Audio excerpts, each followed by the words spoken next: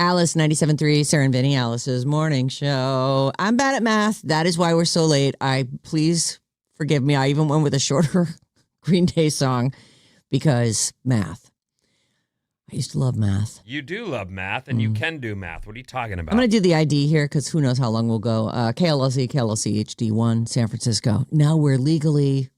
If we've satisfied the license requirements. I would also like to say that this show is presented by San Francisco Bay Coffee.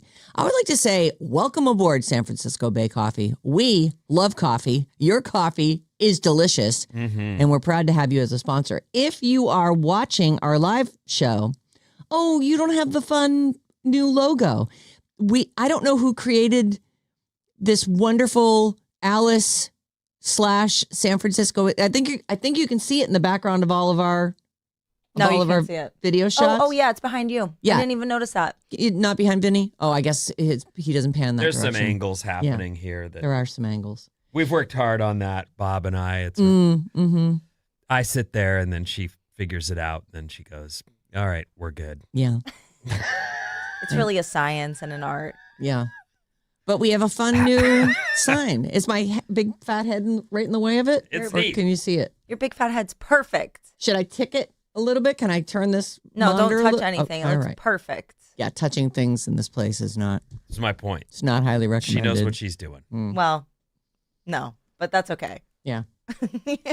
We're going to give her all the math problems too. We're going to put all the things that need to get done. We're going to give them to the We to have the young mind. a huge game coming up. What is We it do. called again? It's called Bridge the Gap. Yeah, that's coming up here in a minute. And I want to see something. Okay. I wrote some questions down for you yesterday.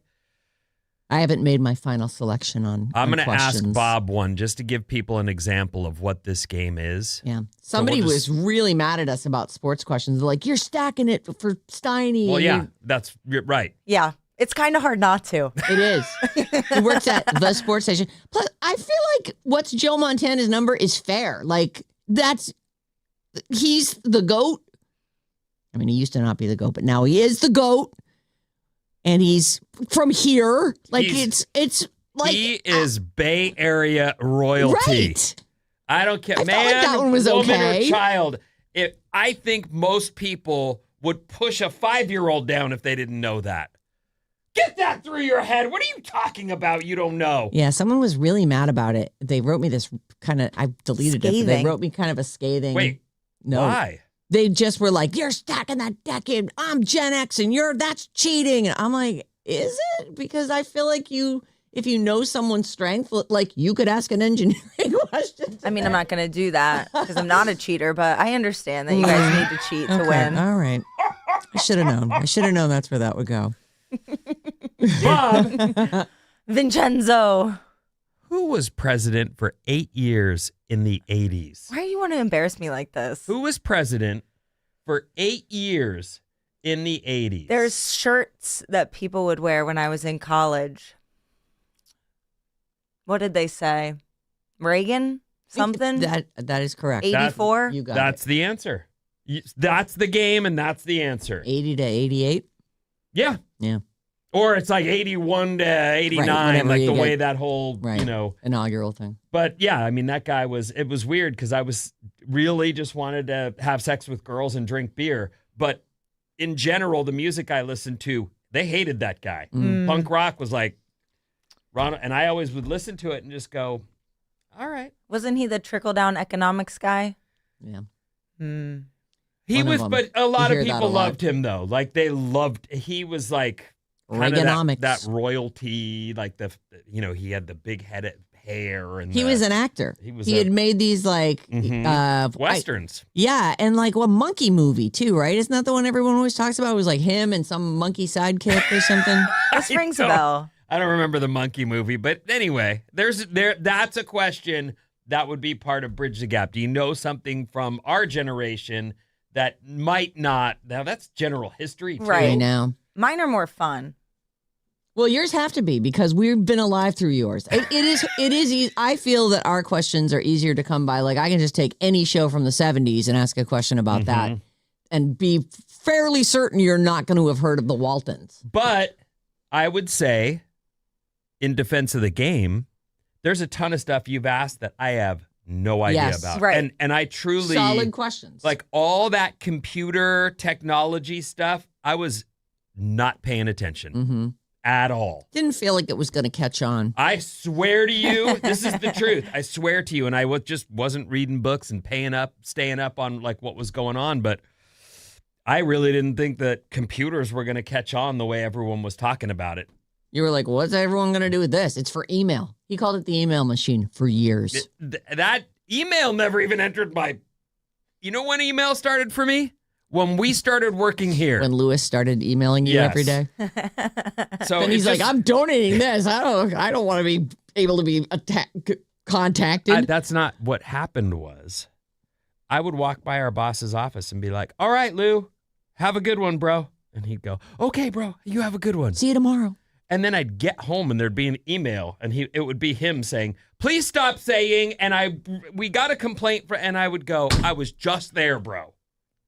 Just there. I'm very non-confrontational. And I got a golf game to get to. Well, so. whatever. The point is that I did give the computer away because I didn't know another way to not have email. And the children. Sure. What about the children? I He gave donated it to a school. to a school. Don't forget the children. Of course. I mean, bottom line, that was what you really cared about was that the children had a nice new computer. I just wanted him to tell. I was right there. You could have told me. Right. Exactly. Or, if it doesn't matter, then don't tell me. How about that? Right. No, I want to tell you in the way that gets my hands the least dirty. I need you to know this. You know what, though?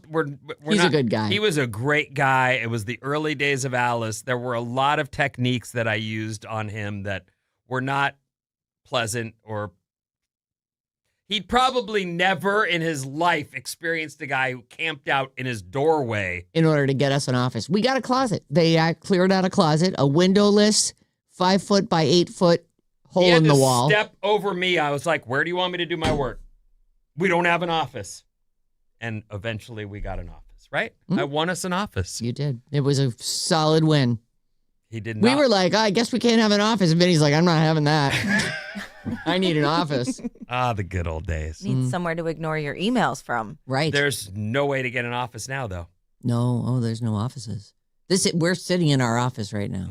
And sometimes when the show's over, there's people peeking in like, are they out of their office yet? I need to use their office. I'm like, oh no. That shared space thing also makes for weird meetings, which, we had a huge person at Odyssey here yesterday. Yeah. Head of programming. I didn't know the guy. Luckily, our exchange went well and it was fine, but it's like, I didn't know him. Right. No, well, first of all, I think he works in New York or something, right? Mm-hmm. So he was in town, and we find out he's in town, and he wants to meet with you. We're like, okay, well, this is our office. And then they go, it's that guy, and I was like, oh, that's the guy I met in the hall earlier. I was wondering if it was the same guy. It was the same guy. And I had held some doors for him, and everything was good. Yes. It was a fine you're a exchange. very polite young man. But the point is, empty, space that's shared. You see a guy, sitting there. You go, I don't know. Yeah. You knew him though, right? I knew what he looked like, and I've had conversations with him via telephone or whatever. But I did not know he was coming into town. Right. And I was, me. Pew! Let's get out of here. And I'm like, a meeting that we just found out about. All right. But it was a good meeting. No, I like the guy. Yeah, we didn't. It's nice. I think we're all in a pretty good place. So feeling like things are coming around. Yeah. Yeah. Anyway, enough about that. Hey, San Francisco Bay Coffee. I keep seeing your sign here in the studio. You can check us out live on YouTube. Just go to youtube.com and search for Alice973. We pop right up. We're live right now, yeah? We sure are. All right. How does it look? Does it look 4K? 5K? No, it's there. Yeah. Not HD? We don't have, can we get filters on us or anything? I'm trying. Oh, are you actually trying to get us No, not filters? filters, but I'm trying to make it look better. Crisper. But I don't really know what I'm doing, so. It's all right. But we're all doing there. our best. Nobody's complained about the way it looks, that's for sure. Well, that's good. Oh, what's that noise? It's not me. It wasn't me. I don't have a ringer on my phone. I don't know if anybody. Maybe it was the aliens. Oh no, was that the space virus? Well, I turned my thing was on, so maybe it was me, but that was weird. Well, check. Maybe it's Sean. Maybe he needs you. You think? Yeah, right. Might need you to lay a vocal down on his latest hit. I don't know. Yeah, What's I the don't know. boy texting for? I Who didn't knows? get a text. I just checked. And I there's don't think nothing it was there. actually a sound. It was like a ambient sound. It was a weird, like a bell tone or something. Who cares? Like wind nobody, chimes. nobody probably even Do we heard have it. wind God, chimes up we here? are so distractible. Well, I love wind chimes. You know, I do love too. them. drummers hate wind chimes. Like Tommy Igo is so offended. Tommy Igo is this drummer I know. And he came over my house and he goes, get me some tape. I cannot have these wind chimes. I'm like, Because they don't respect the beat. apparently. I love that. Honestly, that makes me like them even more. you know what I just realized? What? What happened to that guy? He lives in Vegas now. I know, but he was building an online presence where I saw him almost daily. I know. And I haven't. I'll check in with him. You I just don't said know. his name, and I'm realizing that guy hasn't been on Instagram in years. He must be working somewhere. I'm sure he's got a show in Vegas that he works at. Well, anyway, we'll figure it whatever out. we got to do. Should we All just right. start? No, I'm going to play the song. Okay. Coming up, though, is it time to take Grandpa off the road? Plus a bunch of texts. I'm going to throw this at you, Bob, because you're a huge Swiftie. The Blake, Taylor, Justin Baldoni thing, there was some movement in that. Like a couple of people got deposed, and there's a bunch of texts that have been revealed. So Bob's thoughts on that right after this song.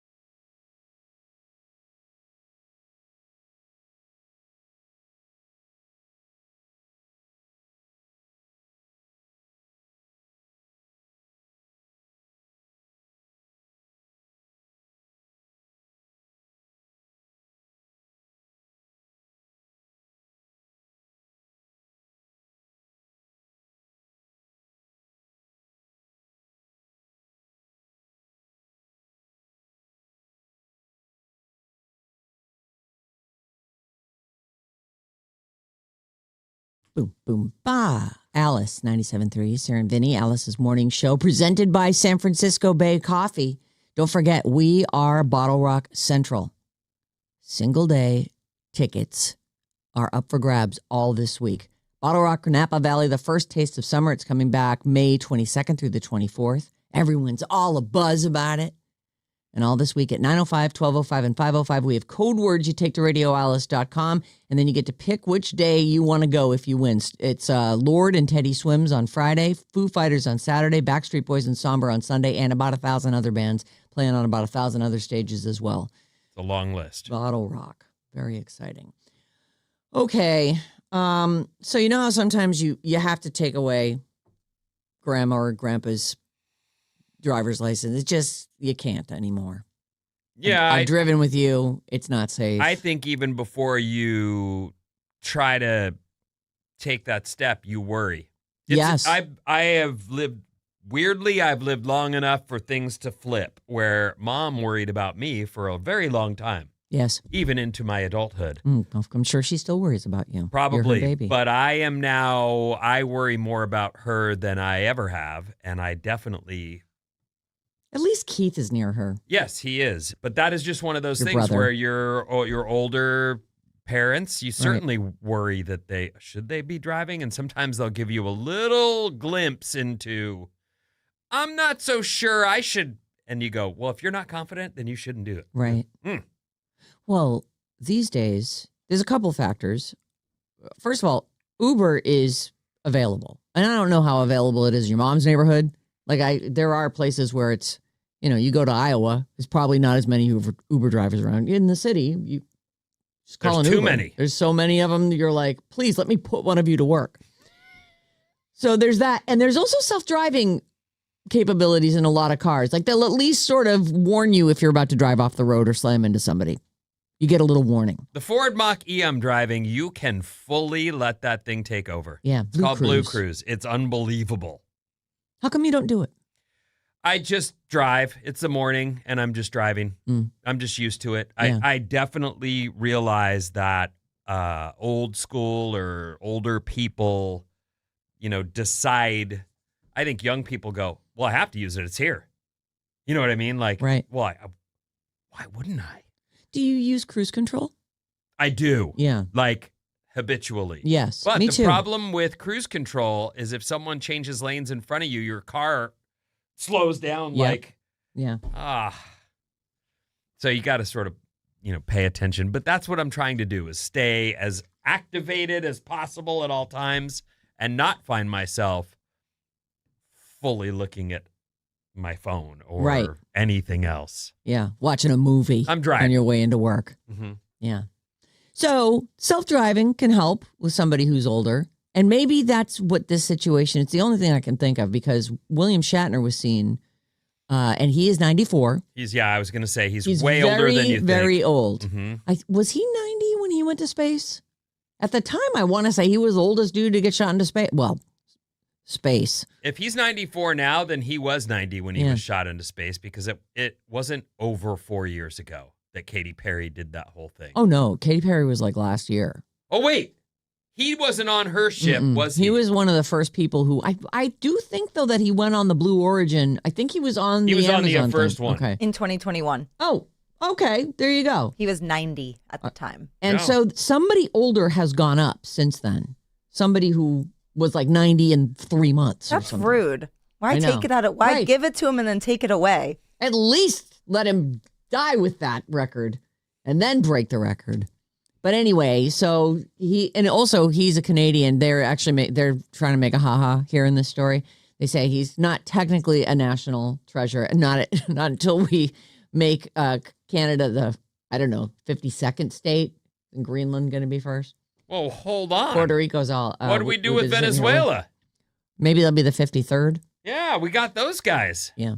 I don't know what number state they'll be. Yeah, that's please. moved on. News? Yeah. Okay, Old sorry. news. There's got to My be a bad. new distraction to keep us from those Epstein files. So anyway, William Shatner is 94 years old. And so maybe he's got some self-driving assist. But even if he does, even at 94, like, please don't eat a bowl of cereal in your car. I feel like, first of all, I just feel like any kind of wide-mouthed, open-topped eating vessel is just never a good idea. Eating vessel? I don't know. What are you talking about? It's a big bowl, right? I mean, that just seems like the wrong, like, how about some toast? Okay, you get a few crumbs on you, but cereal? So he was stopped at a light. I don't know what he did with it in between, but he was bowl, spoon, cereal, corking it in. Well, maybe it was a car bowl. You know, you got your indoor bowls, you got your outdoor bowls, and you got your car bowls. What's a car bowl? I don't know, but maybe that's what he has. I bring car plates into the car. Yesterday when we went to gymnastics yesterday. Uh-huh. This is my youngest daughter. And I make her a piece of cinnamon sugar toast to eat on the drive to gymnastics. So she's got some thing in her some tummy. carbs. A snack. Yeah. She needs a snack. And so I cut the crust off and I butter it and I cut it into daddy. 2 little pieces and I put it on a car plate. And then I've got her little leotard and a hair scrunchie. Mm-hmm. And I gave her all these things into the back. Look at you dadding. That's like expert level dadding. I have committed to she wants to do gymnastics. I looked at my calendar. There was no possible way I was going to be able to look at that face and say, I'm way too busy for that. Anyway, Tuesdays. That's my gig. Yeah. So what is this car plate? It's just a plastic plate. Something that totally could fly across. It doesn't matter. It's not going to At shatter. all. Wouldn't hurt anybody. Wouldn't be a problem. No one would go, did you break one of the... We don't have... So it's a car plate. Car plate. Yeah, but still, though, the milk isn't car milk. It just feels like, I don't know, maybe it was a car bowl, like a plastic bowl that wouldn't have shattered, but still, no, don't spill milk in the car. Let's Ugh. go back. All right. William Shatner was seen driving, eating a bowl of cereal. Yes. And he was caught on camera. Somebody saw him. Let me see if it's a video. It's on the New York Post. They say William Shatner boldly devours cereal while driving it's an SUV. So yeah, looks like a full bowl of like maybe wheat flakes of some kind. Guy needs his fiber. There it is. Well, he looks good. Yeah, he does. He looks like 94 he's got it together. years old. No hands on the wheels, obviously. He's sitting at a light. Yeah. I'll tell you this. I don't know where he's going or if he's got any important meetings. At 94, you shouldn't probably have anything you got to do, you know? It does feel like you should be getting a break by the time you're 94. But I know this. Sometimes you need a snack before you go do something. Like that's the point of the toast. There's things we have to go do where I go, if I get there and I haven't had a snack, I'm going to be busy for 2 hours and bummed. Yes. So you eat in the car. Yeah. On the drive to whatever event you're going to be hosting. Yeah. I guess I just am mystified by, the inevitable physics of milk sloshing around and getting on your outfit and then being in your car. Sour milk in your car. Maybe he a couple days later. You know what? One of the things I used to love about that guy is I was like, because I really didn't watch Star Trek, but when I did, I would go, it's like he goes around the universes humping like random alien ladies, like blue wombat-headed babes are all... Hey, you. Hey, Earthling. What's his name? Captain Kirk. Hey, Kirk. What's up? Jim T. Kirk. He was that guy. Yeah, I know. Yeah, that was the show. So maybe he's here he is in a car going, I could do it all. You know what? What? I don't see any milk on the spoon. You think he's just horking dry cereal? Mike, I know people that do that. You know what? You're not wrong. That does seem like a There's dry no drips. spoon. No drips. And that's another thing about cereal. Like, I got to have a napkin with me when I'm eating cereal. Even if I'm leaning over the bowl, like that milk will drip down. That'll get right underneath your lip. I want that off of there. Anyway, he's at 94. He's out there. He's driving around. He's eating dry cereal. So, I don't know. Maybe I need to just let this one go because I did feel like that there's just too many bad decisions happening there. And I know he's had work done, but he doesn't look 94. He's 94 and he's in a car. He's driving and he's able to eat cereal, whether dry or not. He looks clean and coiffed. His nails well look shaved. great. Yeah. Yeah. The whole thing. Even his ears are shaved, or maybe they lasered Well, whatever hair off. I don't know that camera's really going to pick up his ear hair. The ear stubble. But I would guess he probably does. You know, when I worked at that resort, the La Costa Resort, this was when I was a baby DJ and I had to have 4 jobs in order to I'm afford familiar. my radio habit. There were a lot of rich guys who would come through that spa, and they had the people there took care of them in every way. They got a facial, and the people that did facials would trim the ear hair and all the stuff, and they had a massage, and then they would go to the hair salon and get, tightened up. Yeah. And they did that Or get a blowout. almost daily. Right. So, if you That can must afford be really that, nice. well, just it's like one I way gotta to stop go. by the spa, get ready for my lunch date. Who hasn't? And I'm probably not you guys because you're girls and you take care of yourselves. But I'll tell you, every guy at some point looks in a mirror and goes, "What? I have an inch-long hair coming out of my eyebrow or ear. Yeah. Or how did I miss shaving the entire under my nose area?" For weeks. Like, there's no mustache, but some stuff right here in the hallway hair of the nostril. Is real. It's funny because John's not a super hairy guy, but he's constantly cutting his ears. I'm like, could we get that lasered? Couldn't we? You know what he needs? What does he need? He needs a membership to a spa so he can take Yeah, care I of guess himself so. daily. That would be nice for him. Maybe I'll find a way to do that. All right. Thank God we don't have much time left. So let's just briefly talk about this. But thank you for making that story last because Did we? yes. Okay. Yeah, we talked about it for 10 minutes. 408 says it could have been yogurt and granola. Yeah. It could be an acai bowl. Yeah. Looks like there's something dark on the spoon. It almost looks like Raisin Bran with no milk. That's what it looks like to me. But you're right. Agreed. Like good call on the no milk. There's not like that drip of milk underneath. This is fantastic. We're never gonna have time for this Blake Lively thing. Yeah, what's up? We were moving on.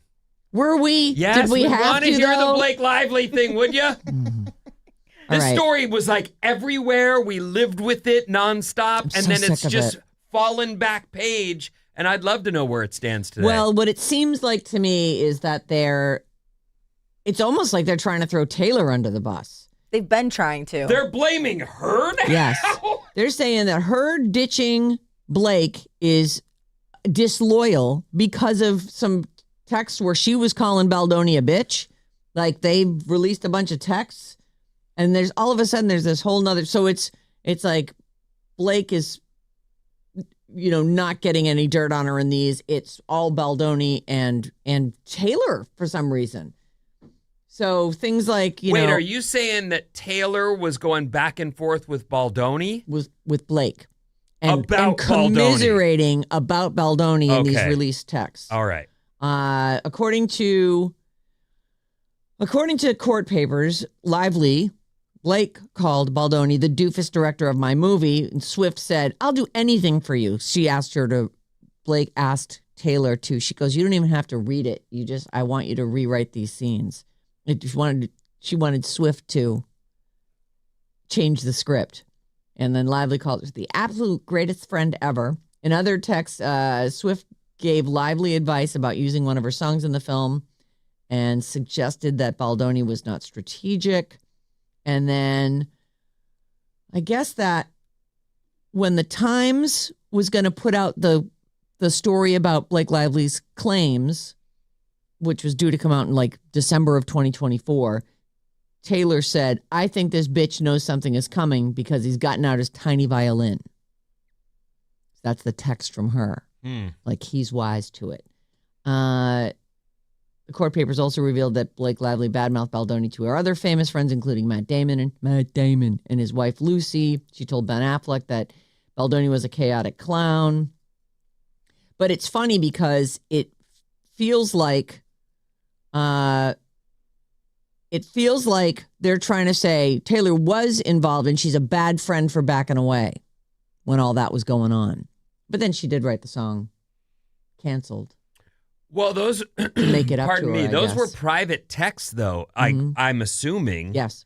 And you might very well be able to support someone privately and not necessarily go out and. And is there any possibility? She's like, yeah, I'm your friend and I supported you privately, but I I don't kinda really want to take a stance on I this. have a high profile here and I don't really need trouble. I think that's probably exactly what happened. And because it wasn't like she started bad mouthing Blake, or she just went quiet on it. She went dark on that topic. So I have no idea, but it you know how this whole thing felt like a PR stunt even from the beginning, like this person's trying to get out in front of it and throw all this crap up against the side of the barn, and then now this person's responding and they're doing all this stuff and trying to, like, it was a smear campaign from both sides. And now this almost feels like they're trying to smear like, don't smear Taylor. Right.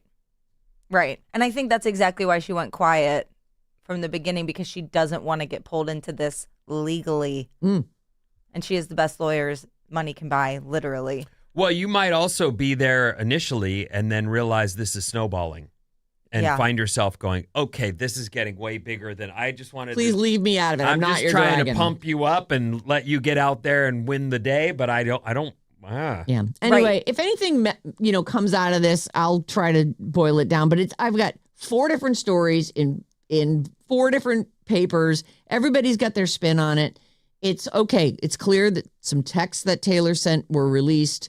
I don't really know what else is going to come of this, if anything, but clearly it's still ongoing. Don't you Yikes. in general think like Frank in Millbrae has not a lot to lose? He can support her all the way to the court. It doesn't matter. And he's got this, but she's got considerable stuff to take in mind, which is I can't be in the middle of this fight. Right. I'm Taylor Swift. I feel like I just put my whole reputation back together. Mm-hmm. I mean, what would you call her? Like the pop queen? Yeah. That's a good title. Why Does not? she have one already? What is her title? Taylor Swift. Just queen of everything. Nothing. Forget pop Okay. queen. She's the queen of everything. if Okay. she does put out a good movie, that is going to be interesting. Like Cats wasn't really. She hasn't had a hit with the movie yet. No, but if she does, that'll be wow. I know. Look at what she pulled off. Not Cats, though. Look what you made me do. Okay, what's going on, Finn? So much stuff, including a new kind of pizza and more after these.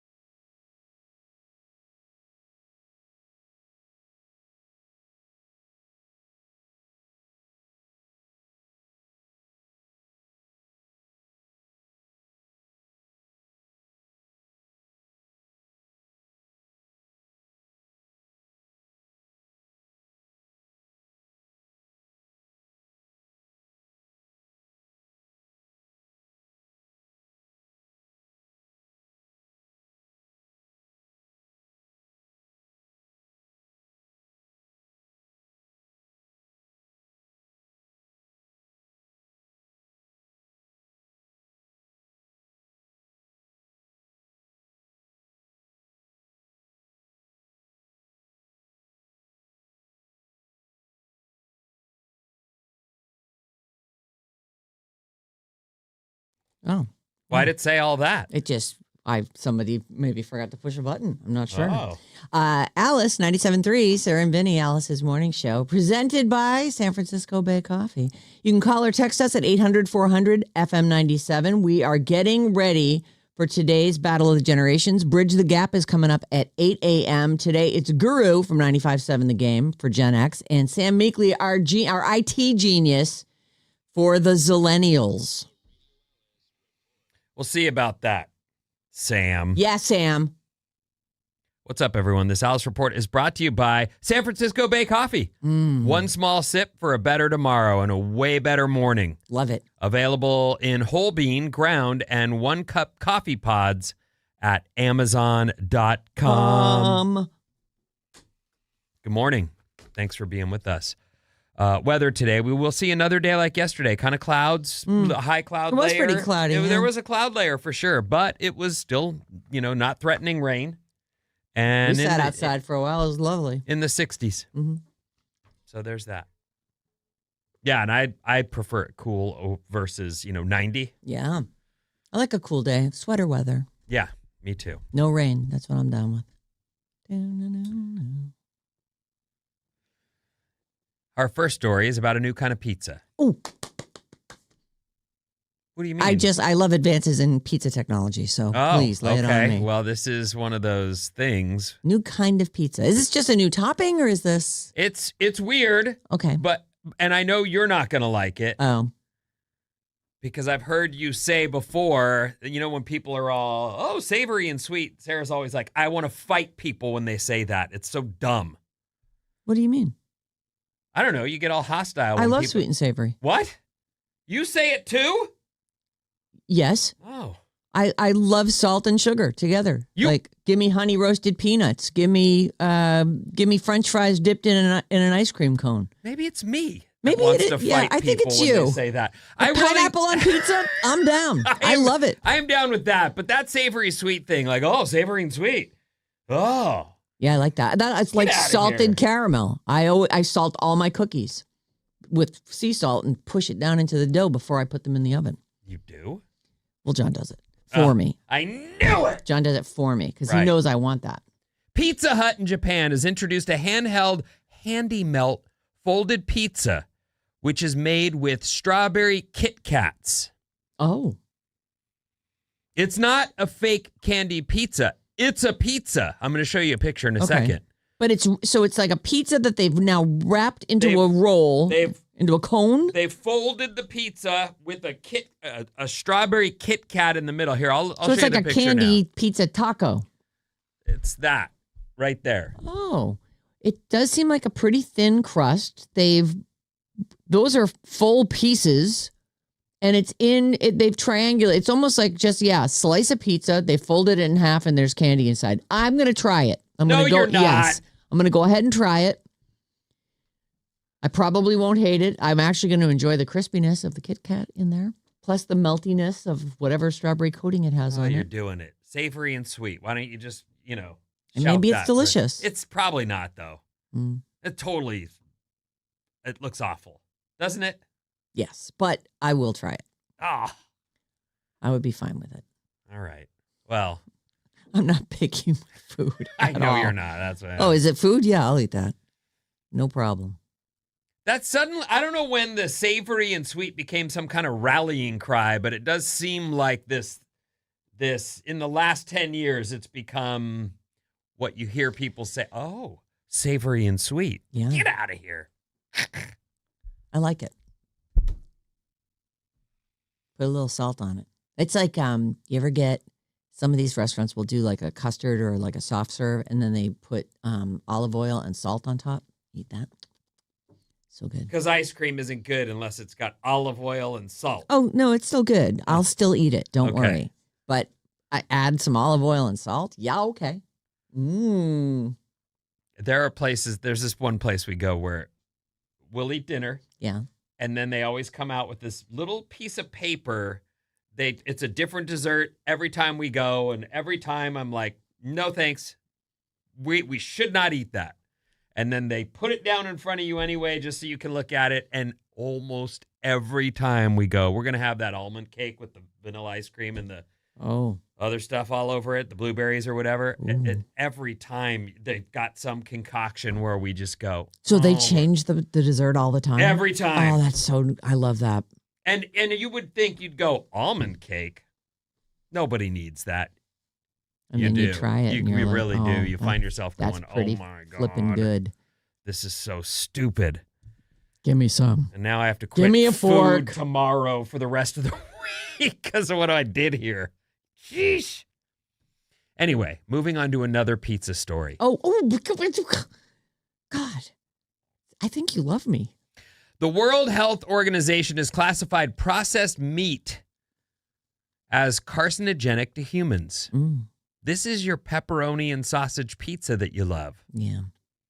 That is literally what my brother-in-law, or he was like, I'll take a large pizza with pepperoni and sausage. I was like, oh, that sounds delicious. Are we talking about Jimbo? I'm going to steal a slice of that. There's still a piece of it sitting in my fridge. You going to eat it? Probably not. All right. I do try to not eat pizza. Well, that's what I'm saying. Yeah. Like, we go, we don't want the dessert menu, please. We already just had, we just ate ourselves to death. And then you look at it and go, all right, well, fine. Bring extra spoons. We'll both get extra exercise tomorrow. And anyway, tomorrow, they said tomorrow. here, the WHO says, you don't have to give up pizza. Just rethink your toppings. Go Mediterranean style. Olives, artichokes, cherry tomatoes, olive oil, and feta. God, that sounds delicious. A classic margarita with fresh tomatoes, basil, and mozzarella on a whole grain crust. Can I have a slice of each?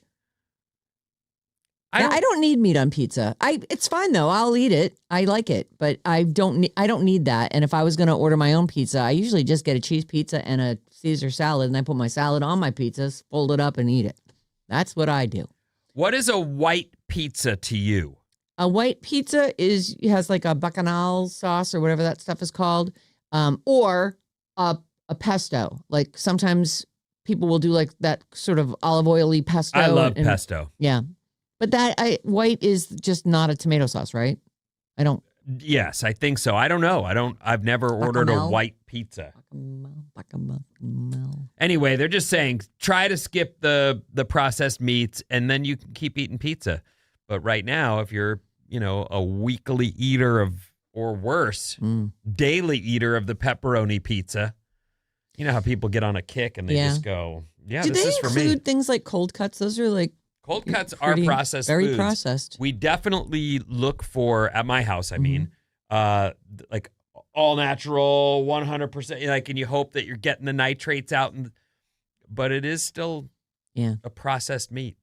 Unless they're carving that off, you know what I mean? Right. I suppose, like, if you went someplace and they actually had a roast beef and then they were carving slices off, which I think roast beef is probably the least processed of all the, right? Even turkey seems like it's been squished into a circle and sliced. Yeah. I guess you can probably get fresh roasted turkey sliced.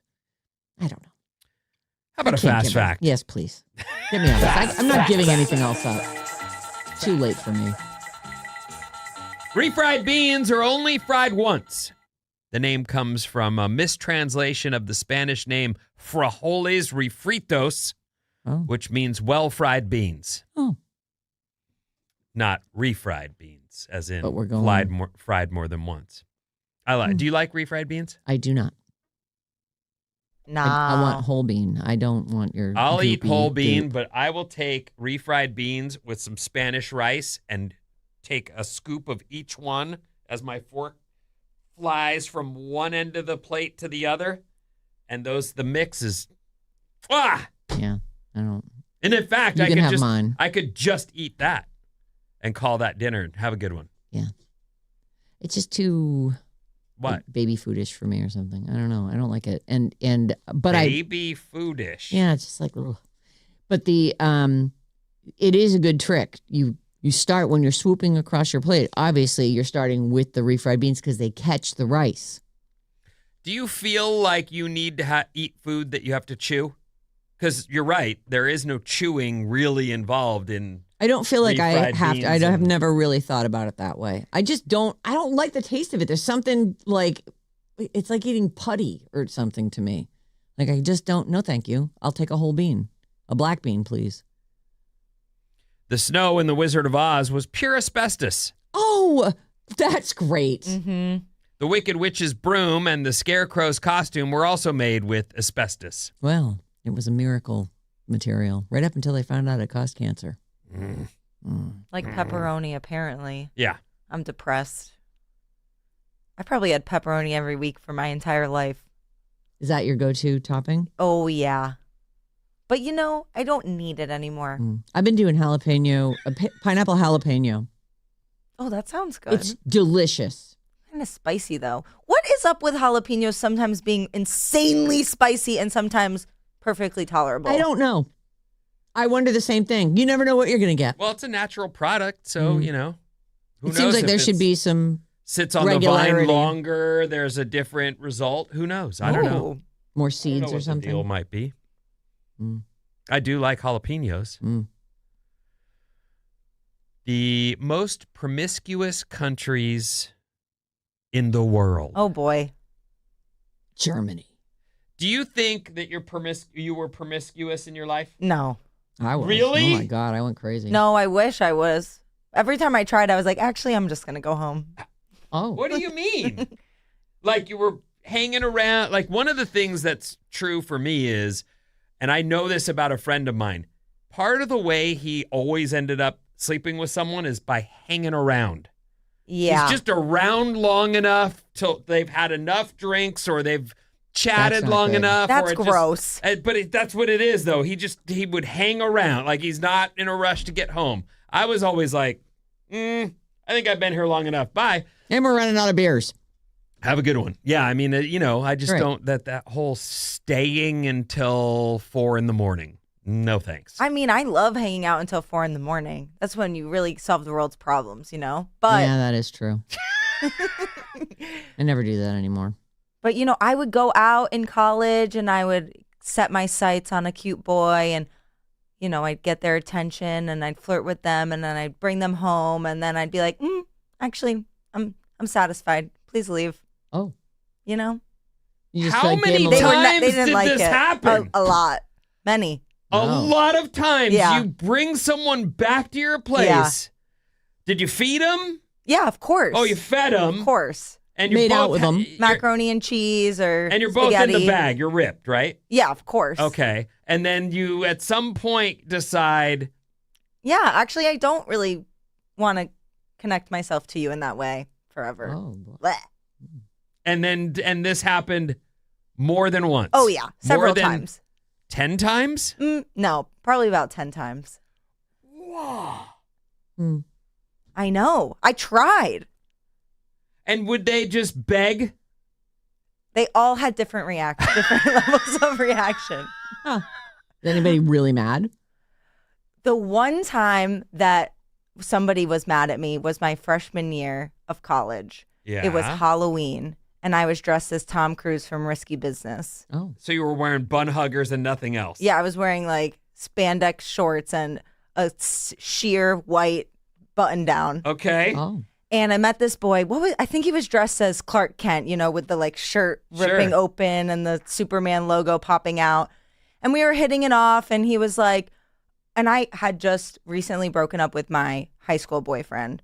The one you were And- in love with that yes, you wanted to keep yes. going out with. And so I knew I was like not going to be hooking up with anybody. And he was like, oh, I want to take you back to my dorm so we can cuddle.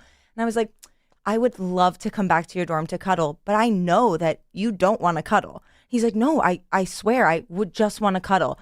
And I was like, no, I know that you're just saying that and you don't want to cuddle. Like I've only been here, 2 months, but I figured that much out. He's like, no, seriously. I was like, okay. We went back to his dorm. He did not want to cuddle. You said you knew. You knew. You were right. But I asked him several times and he got mad. And he was like, you're such a tease. And I was like, I was so literally upset. the opposite. I said you'd want to do more than cuddle. And I literally picked up my You're a my liar. sheer shirt and my Converse, and I said, I'm sorry. And I left crying. Oh. Good for you. Hold your ground. Boundaries, I baby. mean, you don't do him before you leave because he's mad about it. That's for sure. But of course he was that guy, though. Cuddle. Yeah, no, we'll just cuddle. I'm a college kid. I just want to cuddle. Aha. Australia Oh, mate. is the most promiscuous country in the world. They do seem fun. They do seem They are fun. Whatever, let's give it a go. I mean, I've never been with an Australian lady, but I've had Australian male friends, and often there's a point where I tap out and they keep going. Yeah. Like the party just... They really are serious about whatever it is they're doing. They're going to do it all the way. All the way. Brazil comes in at number 2, and I'm not surprised at all. Brazilians are sexy. Yeah. I'll give you that. Greece comes in at number 3. These are the most promiscuous countries. They do have a list here of like when the average age of virginity lost and the average number of partners. A lot of these are later than I would have suspected, but then again, it's the average. Right. So Finland comes in at 16.5 years old for the average virginity loss. Oh. That's like low on the scale. Most are higher in the 18, 17, 18, 20 for Thailand. Anyway. That's interesting. Chile and New Zealand round out your top 5 most promiscuous countries in the world. America comes in. Hold on. Let me count this. Oh, fudge. We're down the list, huh? I bet the age is only going up, too. I know. Because people are just staying in the house. Maybe we don't drink as much as we used to. We come in at 15. The United States. I mean, there's still What's our average age of virginity? 18 is the average virginity lost, and the average number of partners is 10.7. Our text number is 800-400-3697, and Bob is on the show. Hey, Bobby. Casey from Tracy, Garbage Man, says, I love the Lost 5. Oh, Making I know. a joke about the Lost 30 We're trying to whittle it down to the lost 30 seconds. I mean, You'll just do the clearly tag. you know what? That was my bad today. I really did. I screwed up the timing. We have some things going on behind the scenes that but we're trying. Really hard. If savory and sweet set Vinny off so easily, don't start talking about umami or he might fully go over the edge, 707 says. It's just this thing that now all of a sudden people say, oh, savory and sweet. I don't understand what umami is. Umami is savory for sure. Is that a taste? I don't know. It is. It's about it's almost like a salt content, like a satisfaction of flavor. I don't know what the exact. Let's look that up. Okay. Like, what do they mean? Because people say that about the first time I ever heard it was I was watching this show about this guy who makes ramen, and he was like, it was like the perfect balance of umami. Wait, so umami's not a food item. No, it's like salt, it's acid, fat, yes. heat, it's umami. It's the mix of all these things that create the perfect I don't know. flavor. You're right. Or who said that? 707. 707, you're right. I don't like umami. I thought it was actually like a friend of, what are those beans that we eat? Garbanzo beans? No, you know the green things you get when you get sushi? Like bean sprouts? What are you talking about? Beans that you eat when you get sushi? Edamame. Edamame! Jesus edamame. Christ. Sorry. I lean on you for the food stuff. I don't know the name. Then you started doing this with your fingers. I'm like, that's got to be the little green beans. And you There's shoot fat the green beans in your mouth. Soybeans, they're soy. Yeah. We got a lot of positive feedback about my cuddle story. Oh. Bob, you're awesome. They never want to just cuddle. Wise beyond your years. Yeah. Girl, love ya. Yeah. Yeah, and you're not a tease. That was not a tease. You called him out on it before he even got you there. Literally. You thought he was going to, I'll get her warmed up on the way to the dorm. He's probably working in finance now. Bob, I'm glad you held your boundaries for yourself, but that could have been dangerous. Someone could have insisted on getting what they wanted. Well, I got out of there. College is gnarly. It's the worst. Yep. Oh, it's actually blows my mind. College blows my mind. I had a girlfriend who told me a story about something that happened to her, and it was one of those things where I was like, show him to me. I'm going to I'm gonna beat the you know what out of that guy. And she was like, no, I didn't tell you that so you could get revenge. It was someone who I thought was my good friend, and I was too wasted to even know what was happening. And then that happened to me, and I just was like, I'll kill him. Which one of these guys is it? She's like, he's not here. It's really important that guy friends hold their friends accountable when they hear about this stuff, when they get the ick, when they get vibes from guys that they might be doing this kind of thing, because it's not always black and white. So like you being able to hold your friends accountable is really important. This was not that was her friend group. I came into it after and thought, and like I didn't have any problem clocking the guy if she'd have pointed him out, but she wouldn't. She was like, I should have left. I should have not gotten that wasted. I should have been more careful. It's so scary. Like, and girlfriends need to make sure that their girls get out too. Like, I mean, we all need to be, and people need to tell their kids that is not okay and not allowed. Like, who raised you? Right. What's coming up in the trash, Sarah? Are these the worst reality shows? The answer is yes. Are these the worst reality shows ever? And so these aired. And plus the Netflix Is a Joke Festival has been announced.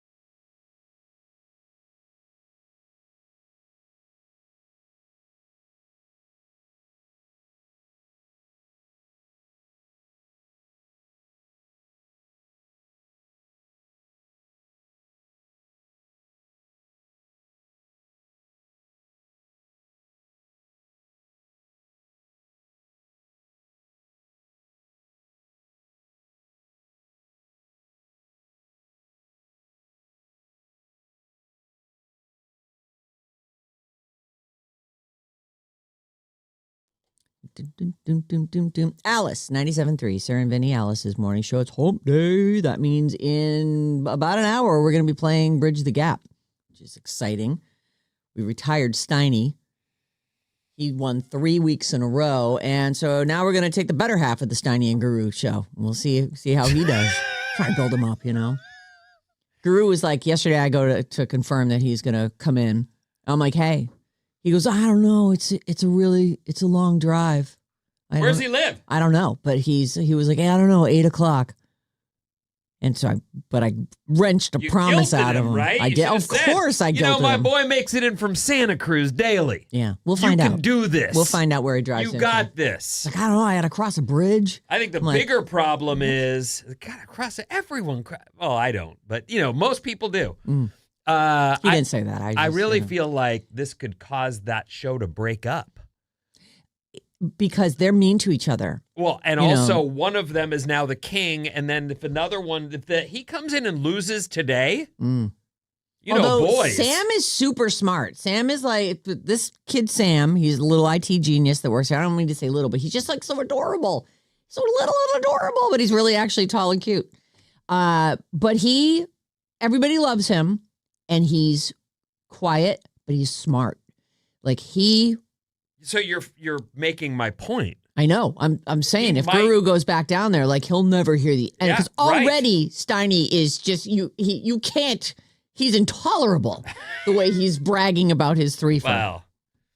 Yes, he deserves to brag about it. He's the king. Yes, 95.7 the game is. These are all guys that work down there, and then Sam Meekley is he's like I don't know, IT genius. Is that he works in the engineering office, so I assume he's. How old is that kid?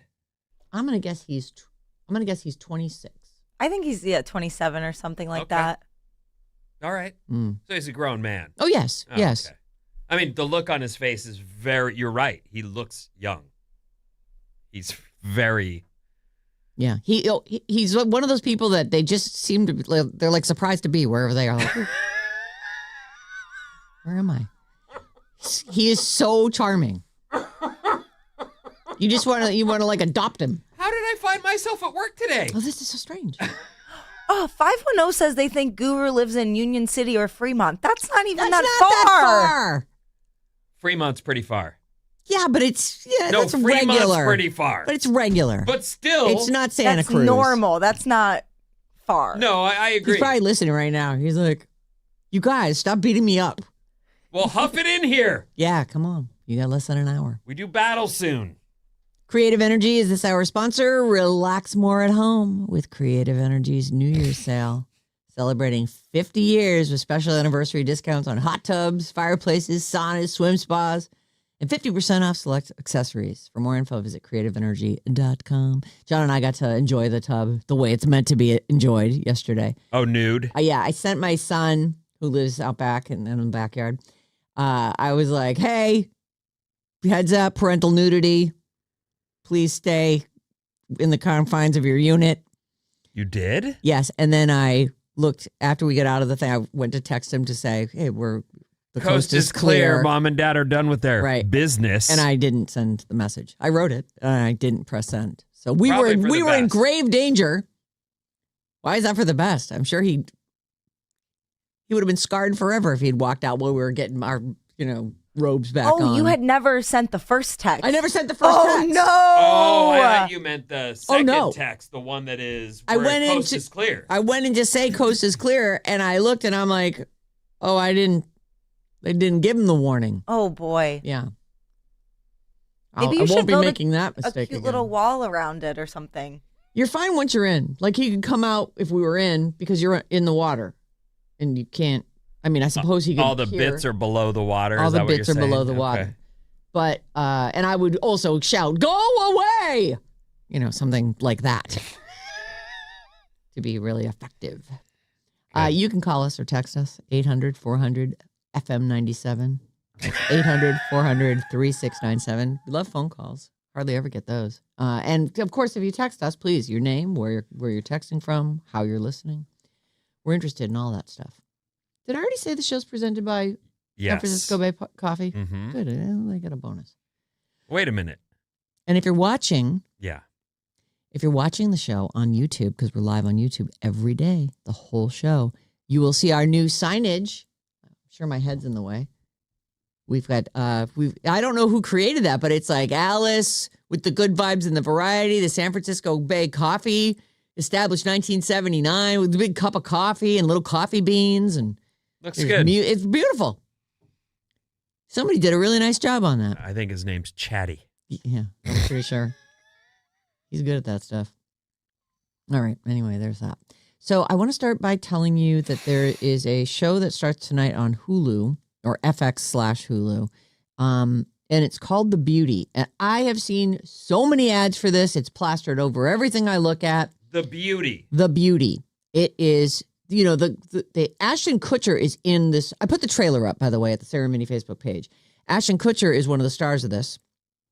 He leads $1 trillion empire, and it's about this one shot where they take you from whoever you are, regular person, to beautiful, incredible. You're stunning looking, face and body. Like you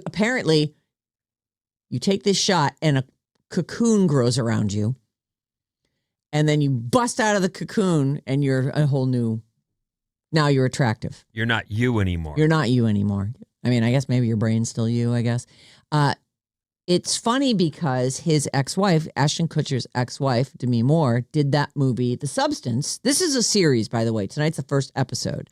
So Demi Moore's movie, The Substance, where I think she has to eat it, or maybe it's an injection. Oh, okay. It is an injection. So she injects this stuff and she turns into Margaret Qualley.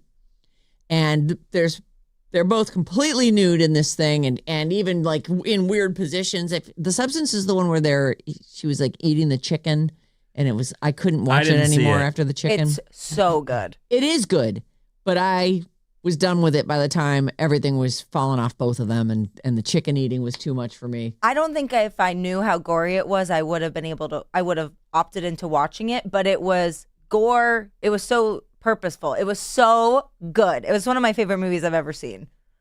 Really? Yeah. I just thought the theme was like so beautiful. That's interesting because you're the head of a movie club and you're saying this is one of your favorite movies. Yeah. You put it up there on the list of 5 stars. Oh, definitely 5 stars. Oh, for sure. Wow. I didn't watch the ending. I was just like, I cannot watch her eat another greasy piece of chicken. I cannot do it.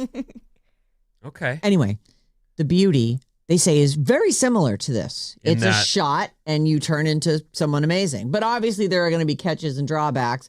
In the trailer, he's saying, don't believe all the things you've heard about it. Just buy it. And we're offering all of our stockholders here a chance to get in early. So, and then there's like FBI agents who are investigating the deaths of supermodels, and maybe that has something to do with it.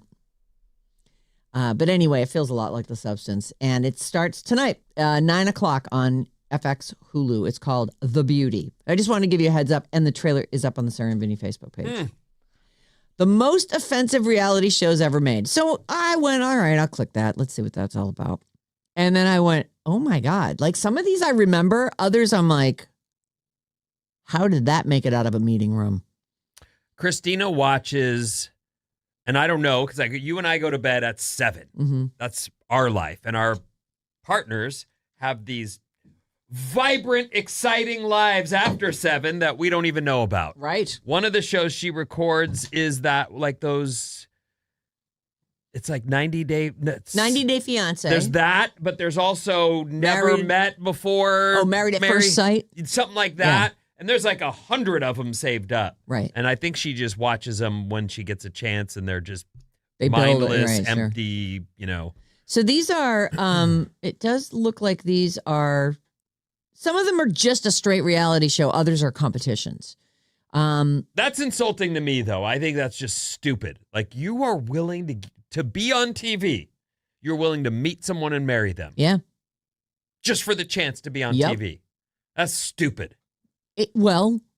But it could kick off your career as a reality TV star because that's what's happening now. They get put into these like farm leagues and then they populate all these other shows with all these people. It's like the Traitors. Everyone on there is a reality show person. Right, I know, but not everybody's Danielle. Like, she's No. smoking hot and super smart. Yeah. Not everybody's that. Yep. But they've been vetted. All right. They are looking for a show to be on. Okay. They're available. They can leave their job for 6 months All to right. shoot the thing. Give me this Okay, so list here of we the go. worst shows. These are, the title of this is, I found it on screencrush.com, by the way, if you want to look it up for yourself. The most offensive reality shows ever made. Oh, F-Boy Island's got to be It's not, offensive. maybe it is, but it did not make the top 10. Ah, So here's one. It's called Are You Hot? And it's from 2003. Sounds about right. that era, Yeah. you say? That sounds about Contestants who thought they were hot got put in front of a panel of judges for a yay or nay. right. For a wake-up call, for a cold splash of water. They call it here some of the most uncomfortable and misogynistic television in history. Oh, it's absolutely only women getting... Oh, I don't know. I'm not. I don't have everything Oh, on okay. this. I don't know if it was only women. All right. Benefits Street. This was a British show. This was 2014, 2015. This was a British show about people on welfare who refused to work and ran around committing crimes like shoplifting. So they picked a few people on welfare and followed them around and showed everybody, I don't know, the dirty underbelly of... I'm for sure offended by that. Right. It's offensive. Benefit Street. How about this one? Black period, white period. A white family and a black family traded places with the help of body makeup and prosthetics to see how the other half lived. It was produced by Ice Cube. I feel like, how did I not hear about this? Maybe it never made it to air. That has to be. Can you see if I that don't know. aired? They're saying 2006, black period, white period. I don't Just, remember it. It was not the word spelled out, just the punctuation mark. Born in the Wild. It says it was on FX. Oh! For how many? Just one season, though, right? I mean, so it seems like that would be like, people would go, that's... Yeah, 6 episodes. I don't... Ice Cube was That like, seems this is an very- experiment, and we're going to check it out. Very controversial. Very. I feel like something like that done with the right amount of care and awareness could be very really interesting. interesting. Well, certainly if the white people go, get this paint off me, I'm living better as a white person, you'd go, yikes. Yeah. If anything, it feels like it would just be, it would be horrible. Horrible to experience living somebody else's life. But then maybe it changes the way you feel when you go back to your own life. Well, you would hope. You would. Born in the Wild, a show that was in 2015. This one focused on couples who chose to have their children born in the wilderness. Like they would walk out into the forest to give birth. So I don't know I don't know the show. I feel like, is that around the time when Naked and Afraid was happening? Like, was this just, this person wants to have their baby in the woods, and so we're just going to do a reality show about them? So obviously no comforts, no modern medicine. You're like out there with pine cones and twigs and, I don't know, raccoons, whatever's out there in the I feel like a wilderness. lady would only do that if she were having her first kid, because after the first kid, she would say, you want me to do that in the woods? Nah, Right. no. It's like, I really Nope. want to be connected to nature. I I'm do sure it'll be believe in the fine. connection to nature. That's one of the things that I do get when I go surfing. I think we should all be outside way more. But having babies while No. surfing, Mm-mm. having babies in the woods, Nope. I don't know. Nah. This one from 2003 is called Boy Meets Boy. It sounds like kind of like a gay bachelor, except that half the guys were secretly straight. So I guess you not only had to find the love of your life, you had to guess whether or not he was available to you. Did any of the guys start straight and end up gay? Because that's interesting. You know? Well, I don't have that much information on it. Boy Meets Boy. Hmm. From From you know what 2003. I don't have, and it would be interesting to see if the gay guys involved in this had really good gaydar. They're Right. Like, you can't fool me. Right. Kidding? that guy. No. I know. And if all the bachelors are living together, if all the boys who aren't the main boy are all living together, like it would be, I would think it would become obvious who was gay and who wasn't. I don't know. Maybe, remember metrosexual was like a big term that everyone was using around then. I wonder if that was like, he's so metrosexual he can pass as gay. I don't know. Boy meets boy. These are, by the way, we're doing the list of the most offensive reality shows ever made, and that was one of them. Kid Nation, I remember this one, in 2007. They took a bunch of kids, ages 8 to 15, dropped them into an empty town devoid of any adults except the ones filming, I assume. And they were charged with, it was fully, what's that story where they're all on the island together? Lord of the Flies. Lord of the Flies. Yep. It's like that. They were just trying to recreate Lord of the Flies. They were charged with building a functioning society. Well, how did it turn out? I don't know. I want to say all the kids lived. I mean, I feel like it would be a bigger story. I want to say all the parents got sued. By their kid? Yeah. Yep. Yeah, it does seem like not a great idea, except I think I watched it, actually. Are you kidding? I feel like I did watch it. Would you let your kid go and play a Lord of the Flies game? I wouldn't. That doesn't mean I'm not interested to see the outcome. Huh. I remember the commercials. Oh, I feel like they aired during American Idol. You would have been 12. You could have gone on that show. I'm sure I turned to my parents and said, "Can I go on that?" And they said no. They made the right choice. Yeah, they were very smart. That was Kid Nation from 2007. They wouldn't let me go on TV. They wouldn't let me play football. These are the most offensive reality shows ever made. No, we're not taking you to TV. No. This one is from 07-08. So it sounds like it got more than one season. It's called The Pickup Artist. A self-proclaimed pickup artist, Eric Mystery von Markovic, taught guys how to score with the ladies, but then his methods came off manipulative and predatory, so it didn't bode well for him. That's a really dark thing. Right. Just tell him you'll cuddle with them. Just tell him you want to take him home and cuddle. I've definitely had friends that just played the numbers game and didn't care, even if a girl flipped him right off in the face. He just wasn't. It was like, all right, bye. And like you're driving down the road on a beer run and they're hanging out the window going, hey, you go, Jesus, what? Right. Well, you throw enough exactly stuff against the barn. It's pretty gross, though. Something's going to stick. Yeah. Was he the carcass guy? No, that's a different guy, actually. But there's Ulysses. Ulysses is not the guy I'm telling you about right now. But it is one of those things. Like I'm just not. You try to be a little picky. I really like girls. I would love to, but I can't be that way. Right. I just don't feel that. Check out what I got over here. I actually used to fret. Here's an example of the kind of thing that I would fret. I didn't want to have a condom like handy. It felt too like prepared. I'm a shoo-in for this, so I've, it felt too presumptuous. Yes. Oh, that's a good word. Yeah. And so I had to like keep it in the car or something. There had to be let me run outside and see if I've got something, Yeah. And in reality, as a lady, wouldn't you be like, why don't you just bring it in? Like, come on. Or did you feel just like in case that was a better move? I don't know. I don't know either. What do you think? I think that you should just bring it in and have it on you because I think that, if we're all being adults here, I know. If it was likely to happen, I would want to be prepared for it. It just feels weird to be like, whoosh. Well, don't whip it out like you're pulling a pistol out going, look what I got for you. Lucky you. I don't know. Girls have them too.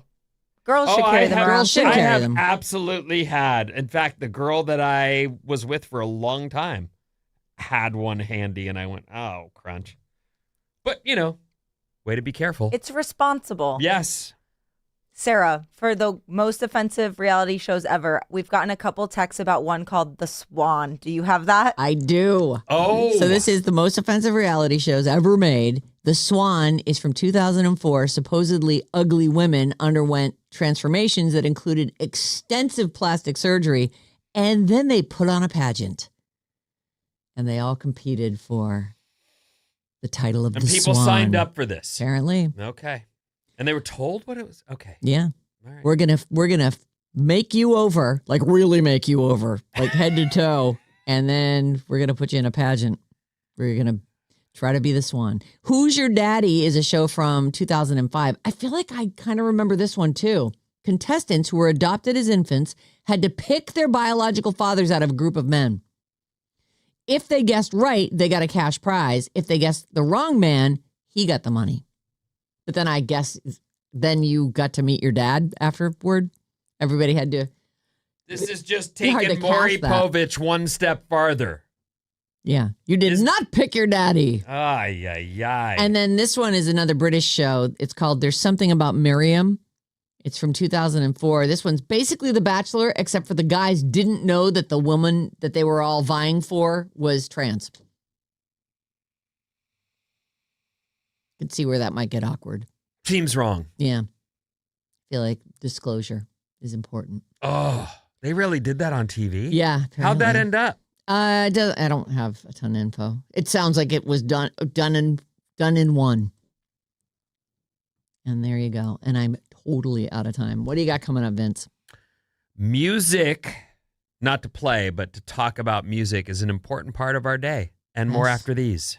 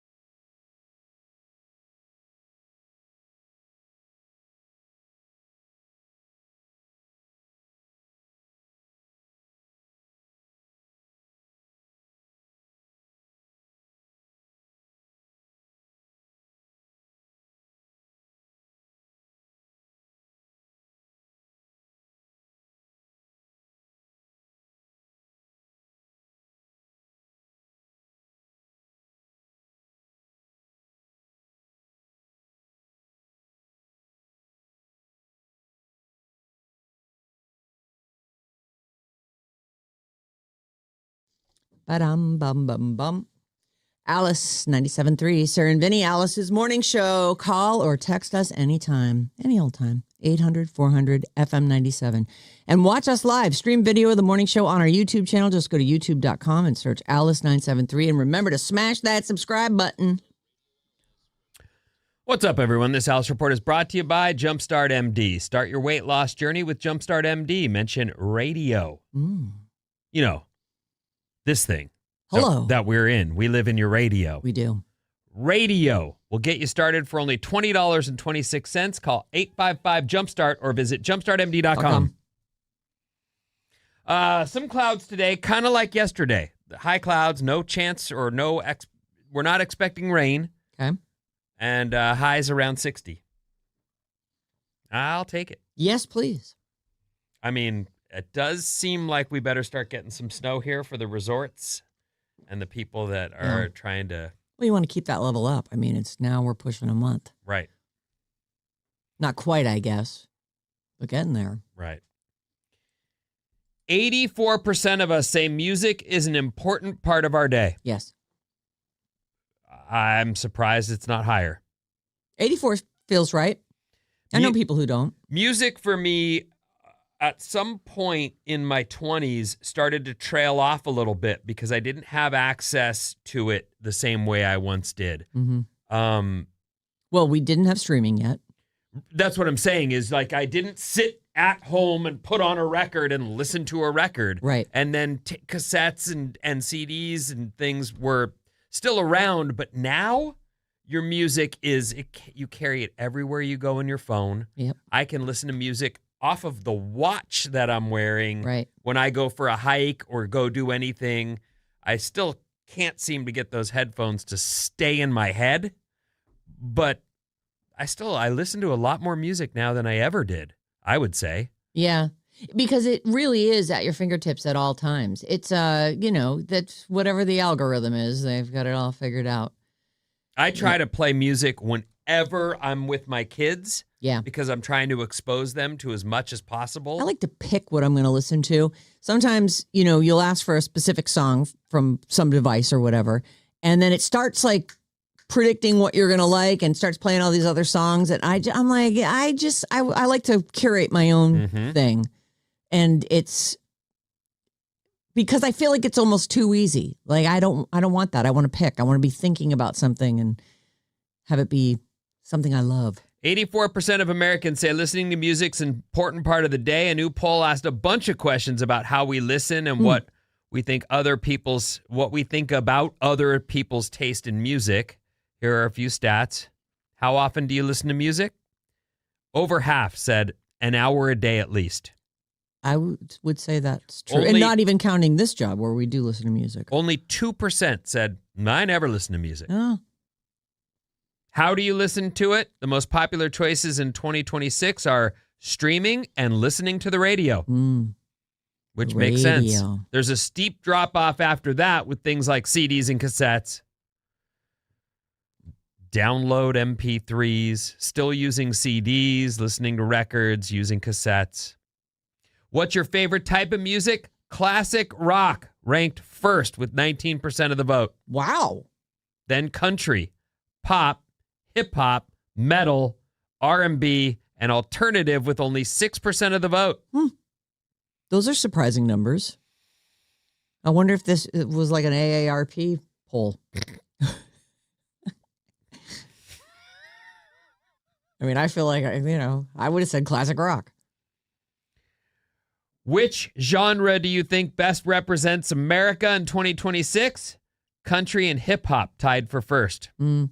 It does feel like country has taken over. Yeah. Then it's pop, classic rock, and R&B.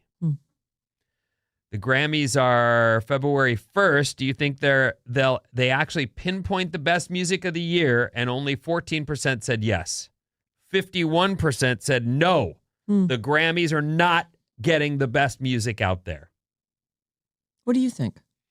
I feel like the Grammys do a pretty good job. Like it's a pretty wide swipe across popular music. It's hard to say. I would guess that the fact that we can track everything everyone listens to would lead me to believe it's probably more accurate than ever. Right.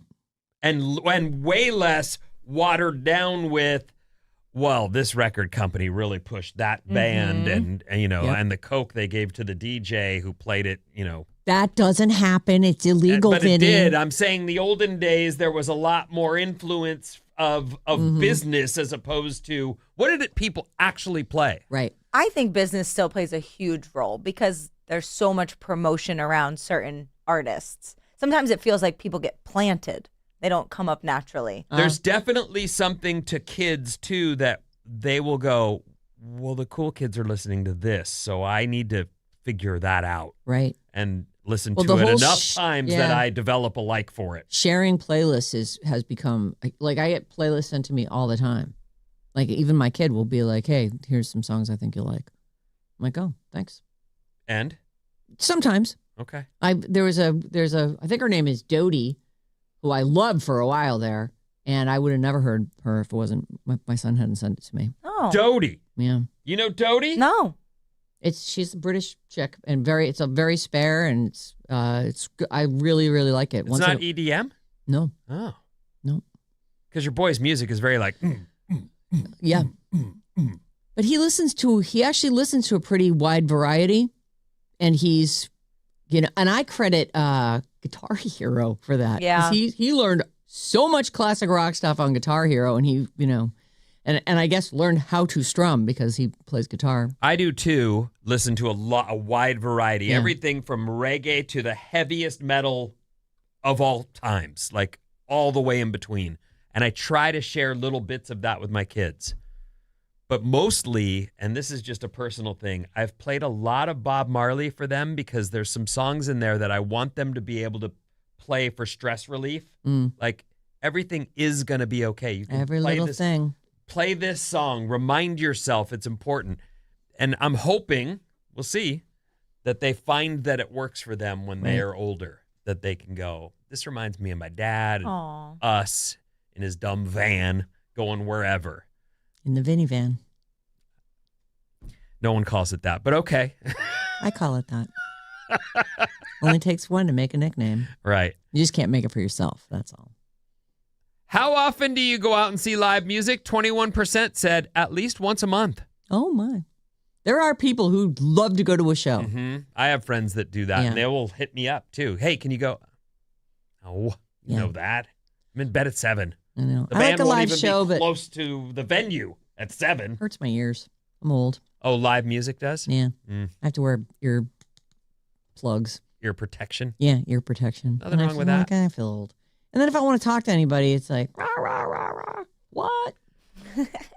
Travel is still an important part of people's lives. They like it. Yeah. I like it. Mm, I'm not one that wants to always be traveling. right. I can't wait to travel. Oh, you mean in retirement? Yeah, someday. In 2026, they say AI will become an even more powerful tool behind travel. And I can see that. If you said to your friend there, hey, you know where I want to go? Here. Can you get all that put together for these dates? Could it do it? Yes. Where do you want to go? I'll ask it right now. I would like to go to Australia, mate. An itinerary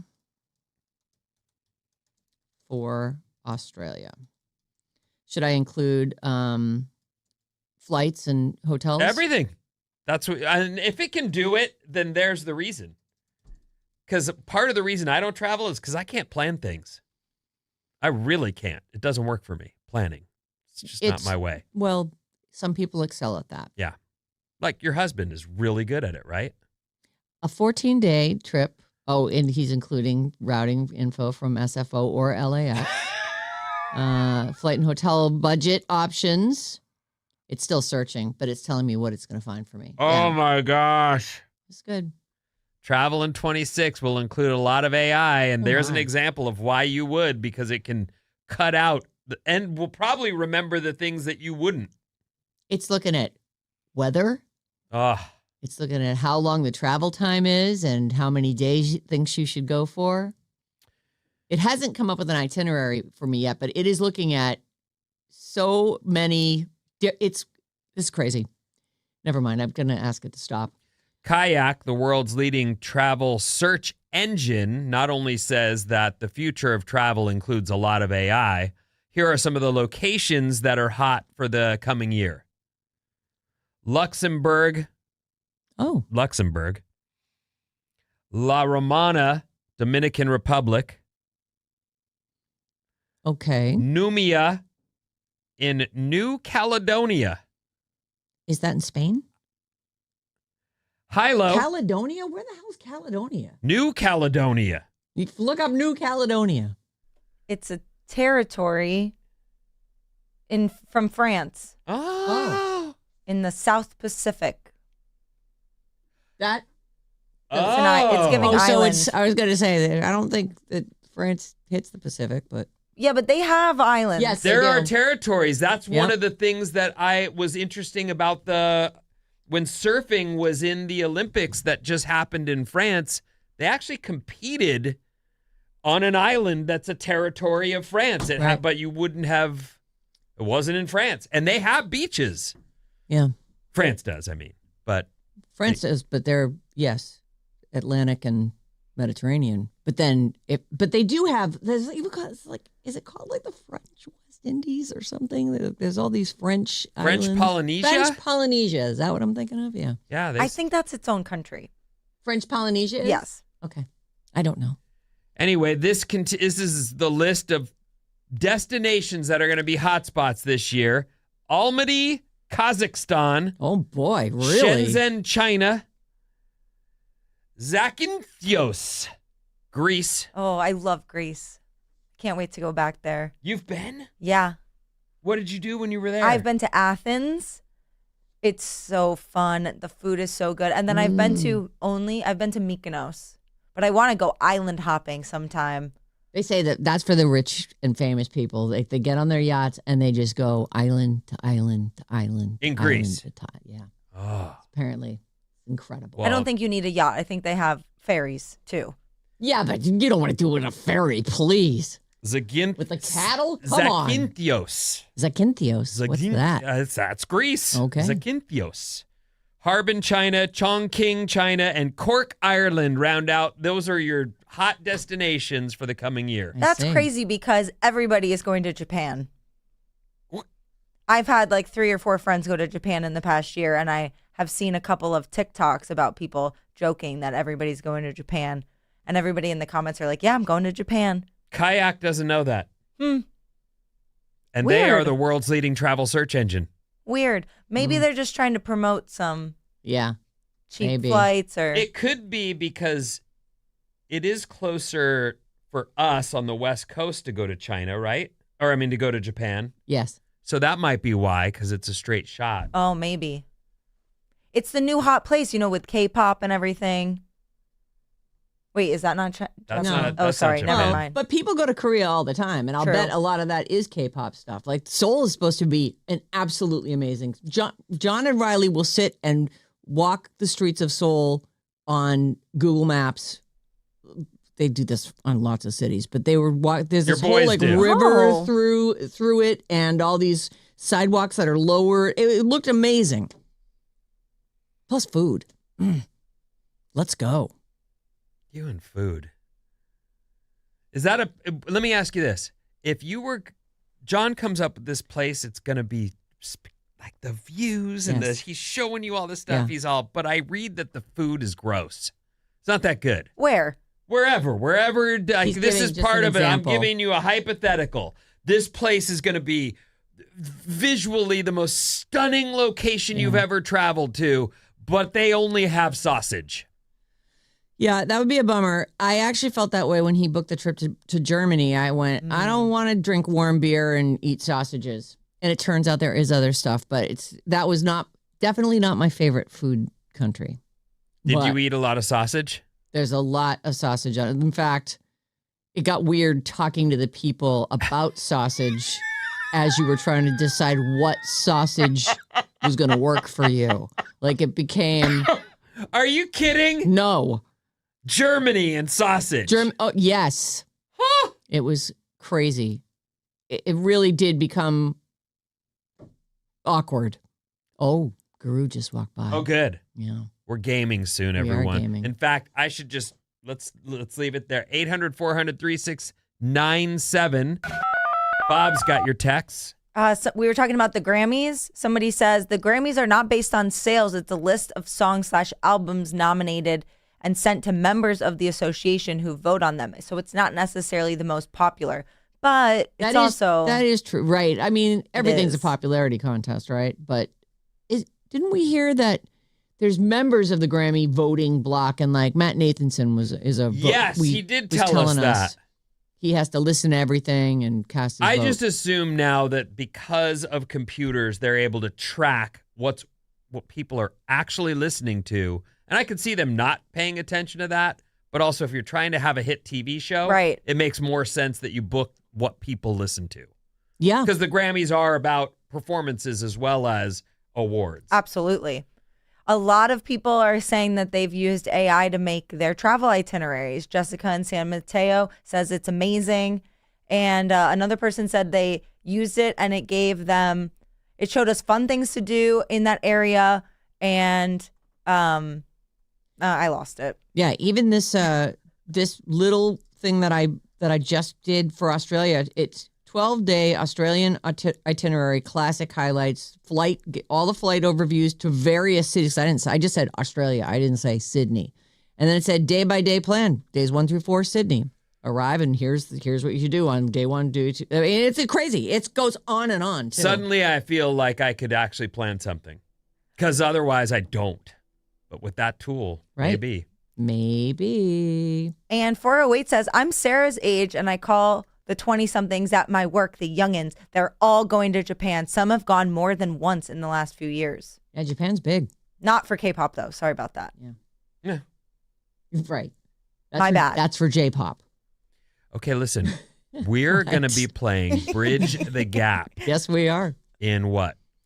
A minute? 10 minutes. Okay. Yeah, so we'll take a quick break and then Bridge the Gap. We've got Guru coming in to face the genius from down the hall. You know, the tech guy, Sam, right after these.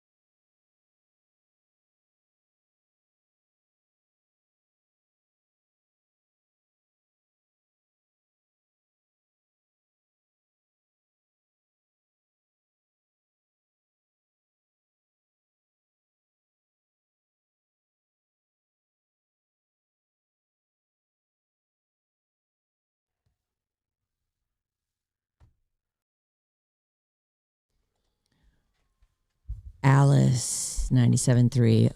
Holy, we just got the craziest story out of Guru. We're going to tell you in a second. Hold on, everybody. This part of the show, I need a little wake-up sip of my San Francisco Bay coffee. That's how we power the show, of course, girl. Look at you. I wish I had boy, that was really loud. Goodness You got to gracious. lower me down. This is a Boy. different mic than I'm used to. Louise, I right. wish I'd known that story in advance. Wow. I know. This is a crazy story. Now hold on. Let me Okay. get us kind of set up here. We're gonna play Okay. Bridge the Gap. This is a game we play every Wednesday here at 8 a.m. on the Alice.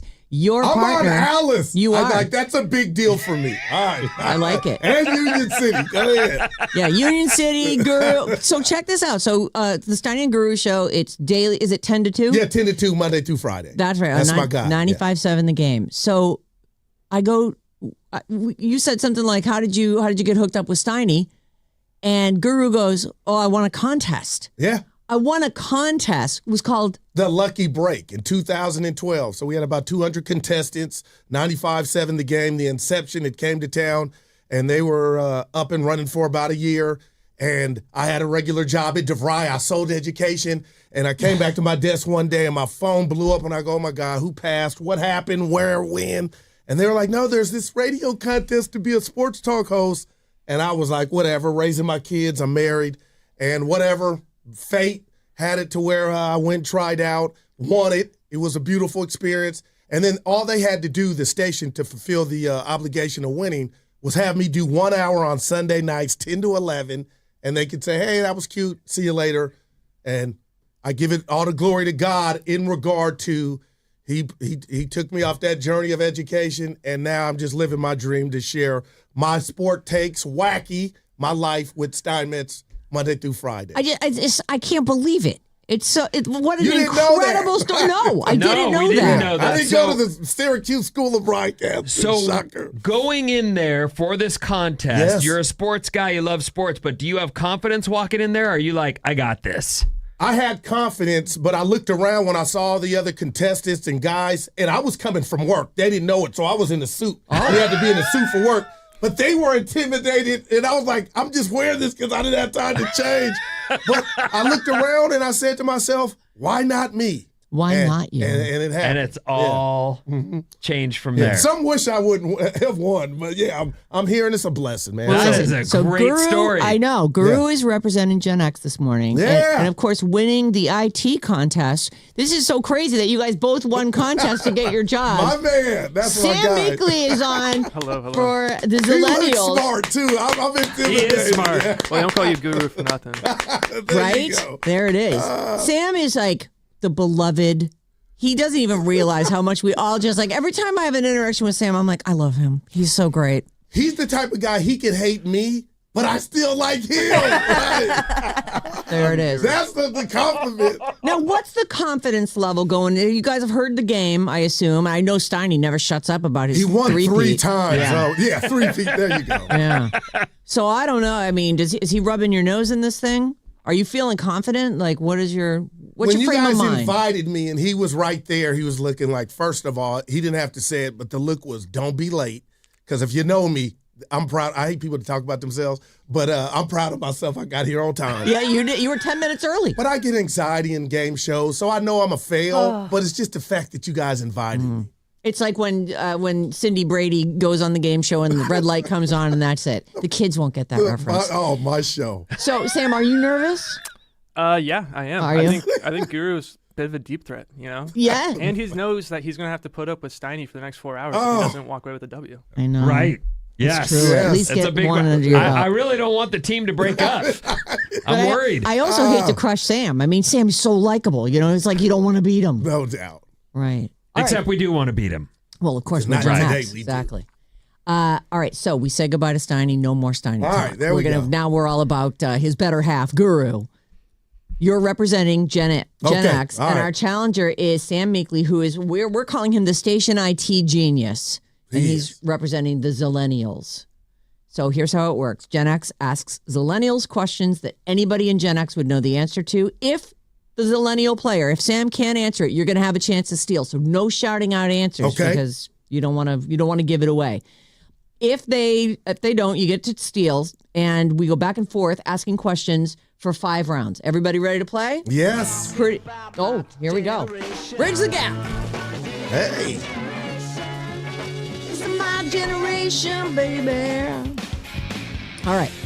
So we're going to go first. Sam, finish this blockbuster slogan. Be kind. You got this, Sam. You got this. Finish this. I should say, finish this blockbuster video store slogan. Be kind.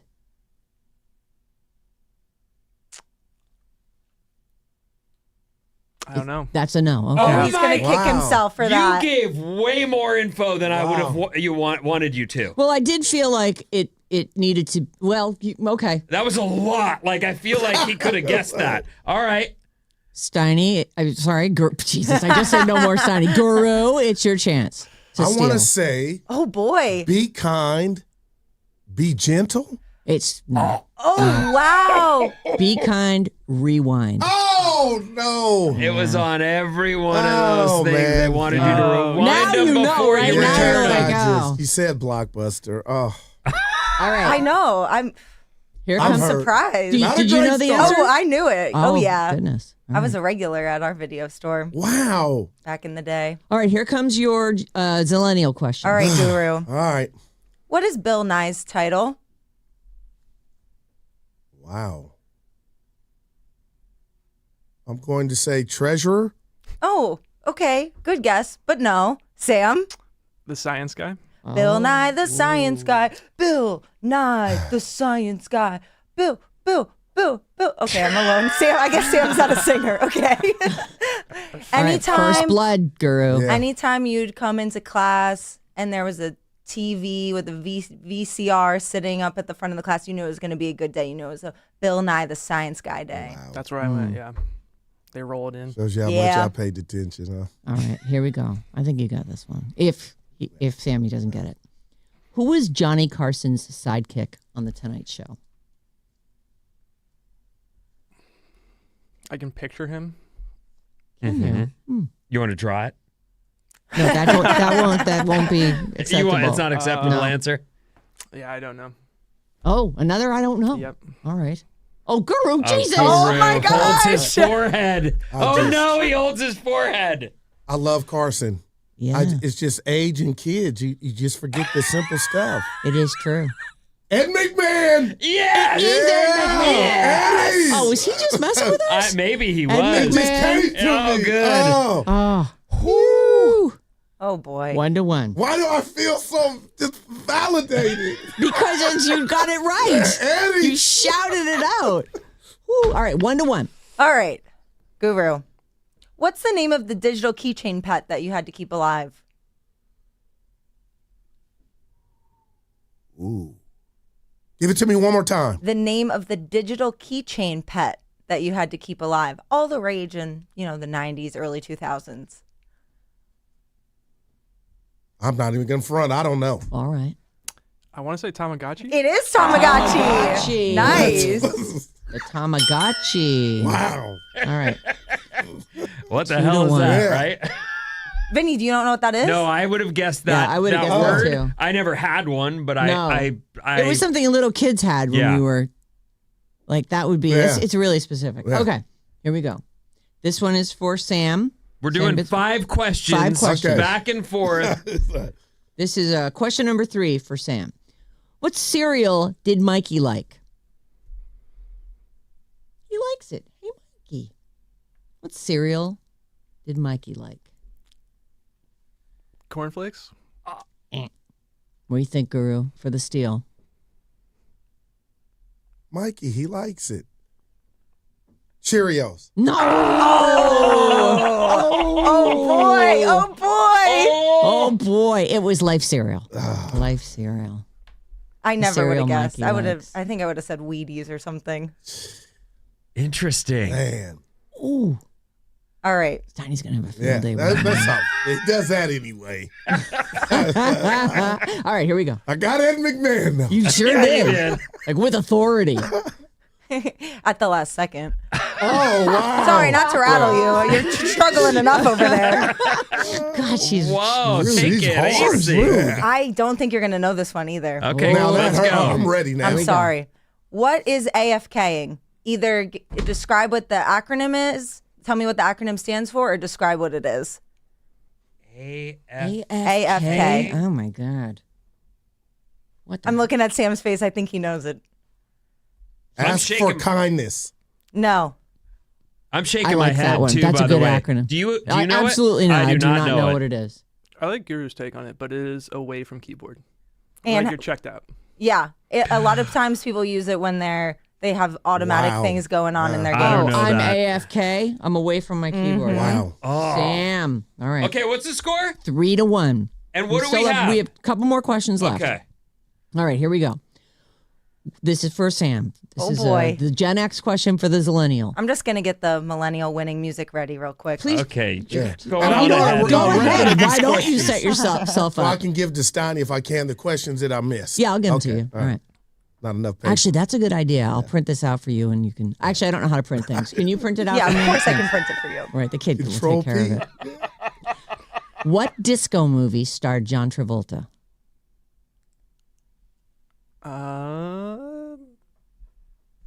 Dirty Dancing? No, I'm sorry, incorrect. Put one up for the Oh, I know Gipper. it. Saturday Night Live, baby. Are you sure? Are you sure about that? You're so close. Oh, boy. Did I butcher that? Yeah. Yeah, I did. Hold on. You have You Staying got this. alive. Oh my gosh. Saturday Night Fever. Oh. Damn it! Oh. Oh, Guru. Oh, you're gonna suffer for that one. Steiny is gonna really. You're a movie guy too. He That- knew that it. hurt. That You know hurt. what? Want to know what's crazy about that? It does hurt. It's crazy. So Wow. Vinny and I were talking about the questions yesterday, and he goes, "Wouldn't it be funny if someone yelled out Saturday Night Live?" I'm You like, manifested that? It's no. "Yes, you Yes, did. you did. You put it out into the universe." There. I can see that answer that you gave. No, It's it easy, doesn't. they're easily absolutely. confused. Right. It's just- Absolutely. Absolutely. Oh, my gosh. Oh no! All the guys Like from the that game are one. down here Oh, listening to you bite it. Oh no! Oh that will no! bother me. I had it. Okay, what's the score now? 3-1. 3-1. boy. It should be 2. I know. All right, here we go. Oh, look, you got a crowd out there. Everybody's listening live out there in the hallway. All right, here we go. All right. Oh God. What's mean- the name of the red Teletubby? What? I know this. You do? Yep. That's me. Yeah, that's you for you, Guru. Name of the red Teletubby. The best one. He's got the scooter. Oh, good Lord. I'm going to, man, I don't know. You don't want to guess. No. Okay. I don't know that either. You know, as a kid, I really loved Poe. Yeah. He was my favorite. Oh, he was my favorite too. Oh no. Get me out of here. All right, you, Oh, you still you have a little bit more suffering to Yeah. do, Guru, before we Okay. let you I go. got you. By the way, feel free to text in 800-400 FM 97. Text them on their show later too. Yeah, definitely do not let this die. Oh, man. All right. Where did Tiger Woods go to college?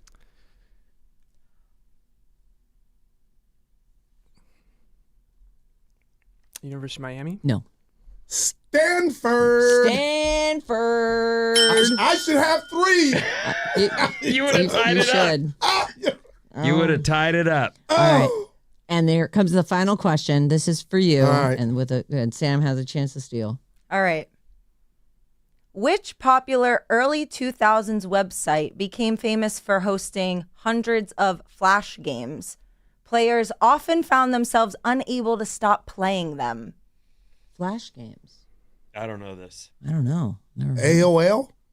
No. Is that your final answer? Yep. Nope. I remember the games. Like one was called Motherload, I think, but I don't remember the name of the site. It was addictinggames.com. Oh, okay. my All right. I Well, don't listen. know that at all, but Congratulations, You guys are the Sam. best. Oh, is that it? We That- won? That is it. You won the game, Sam. Wow. Oh boy. You know what? though? Everybody's hands go up, Steiny's gonna be disappointed. All right, we're gonna. and they say Congrats. there, and they say there. Oh my God, she is so obnoxious when she's like such her a now. baby. Yeah. She's such a I baby don't when she like loses. her. Like I don't like the thing that's so don't competitive. like I don't like competing. it. She's too I don't like aggressive. it. I don't like her. Oh my Yeah. I God. didn't know you were like that. Wow. I'm not. That's why I don't like it. I turn into a monster. Oh, this means Sam gets to come back next week. Oh, Yes. great. Sammy, Yay! man. How you feeling, Sam, after the big win? I feel like it was all steals. So like, Oh, I don't know. That happens a lot. Yeah, it Can does. I actually. hate on Sam? Yes. To not absolutely. know Tiger went to Stanford, he should lose. Doesn't work like that. It doesn't. Oh man. I'm hurt. All right. Oh, You stop. guys are the best. Listen, you're the best. Thank you for All making the right. effort. I'm All sure he's right. like, yeah, and I came all the way in early for this. I got out of was bed early. fulfilling, but yeah. And now you got to run the gauntlet down the hall. Oh, Saturday Night Live. Yeah. Oh, it's just said with such like Well, confidence. because I Right, understand so the close. confusion. Oh my God. Oh, All right, Guru, Guru, thank if it you, makes buddy. you feel better, some 510 shouted Saturday Night Live in their car too. So Oh yeah. he's not the only one. He He actually already just laughed. ran out of this No, room. he's so embarrassed. bummed. Sam, I we'll get see it. you next week, Sam. All right. Bye, Sam. Oh man. Oh, that actually hurt. That hurts my heart. Like I want everyone to do well. That's the thing. We bring in these people, and they're all nervous. They get on the air, and then the next thing you know, they're just His story is crushed. amazing, though. That is I so know. rad that he came through. Like, won a contest, and now is the midday guy at the game. it's awesome. It is awesome. Guru, excellent appearance. Let's print out the pictures so he and Steiny can go over them on there. The answers or the questions? What did I say? The picture. I don't Yeah, know. let's not print out any pictures. That seems inappropriate. Somebody call HR. Yeah, let's get all the questions for them. Oh man, he's gonna get. I feel bad because he's gonna get it really bad. Well, that's the way it goes. Turn Yeah. this one off. Turn it all off. Boom. How's that? Are we all good? We're good. Any texts you want to get to, or we can revisit after? We had a lot of people who said that they knew the answers to both questions and that they demand to come on the show. We should start to consider getting some listeners At in some here. point, I think it would be fun to bring listeners in. It's going to involve us sort of booking it and planning it and making sure that people can get in, or like it's a whole thing. Oh, planning. Not our thing. So if anybody listening, because everybody's listening right now to here in the building to this game, if you're feeling like you're of an age and you're a zillennial, please let us know that you're willing to play after Sam goes through his run, I guess. And then for the people who are Gen Xers here in the building, please, we have opportunities. But I would love to work some listeners in too. We got to get some good prizes though. Yes. If someone's going to come all the way in here, they need a good prize. All right. Thank you. We do this every Wednesday. Bridge the Gap is the name of the game. Super fun. Thank you to Guru. Thank you so much to Sam, and congratulations. Sam Meekley will be back next week, and we'll see you right after these.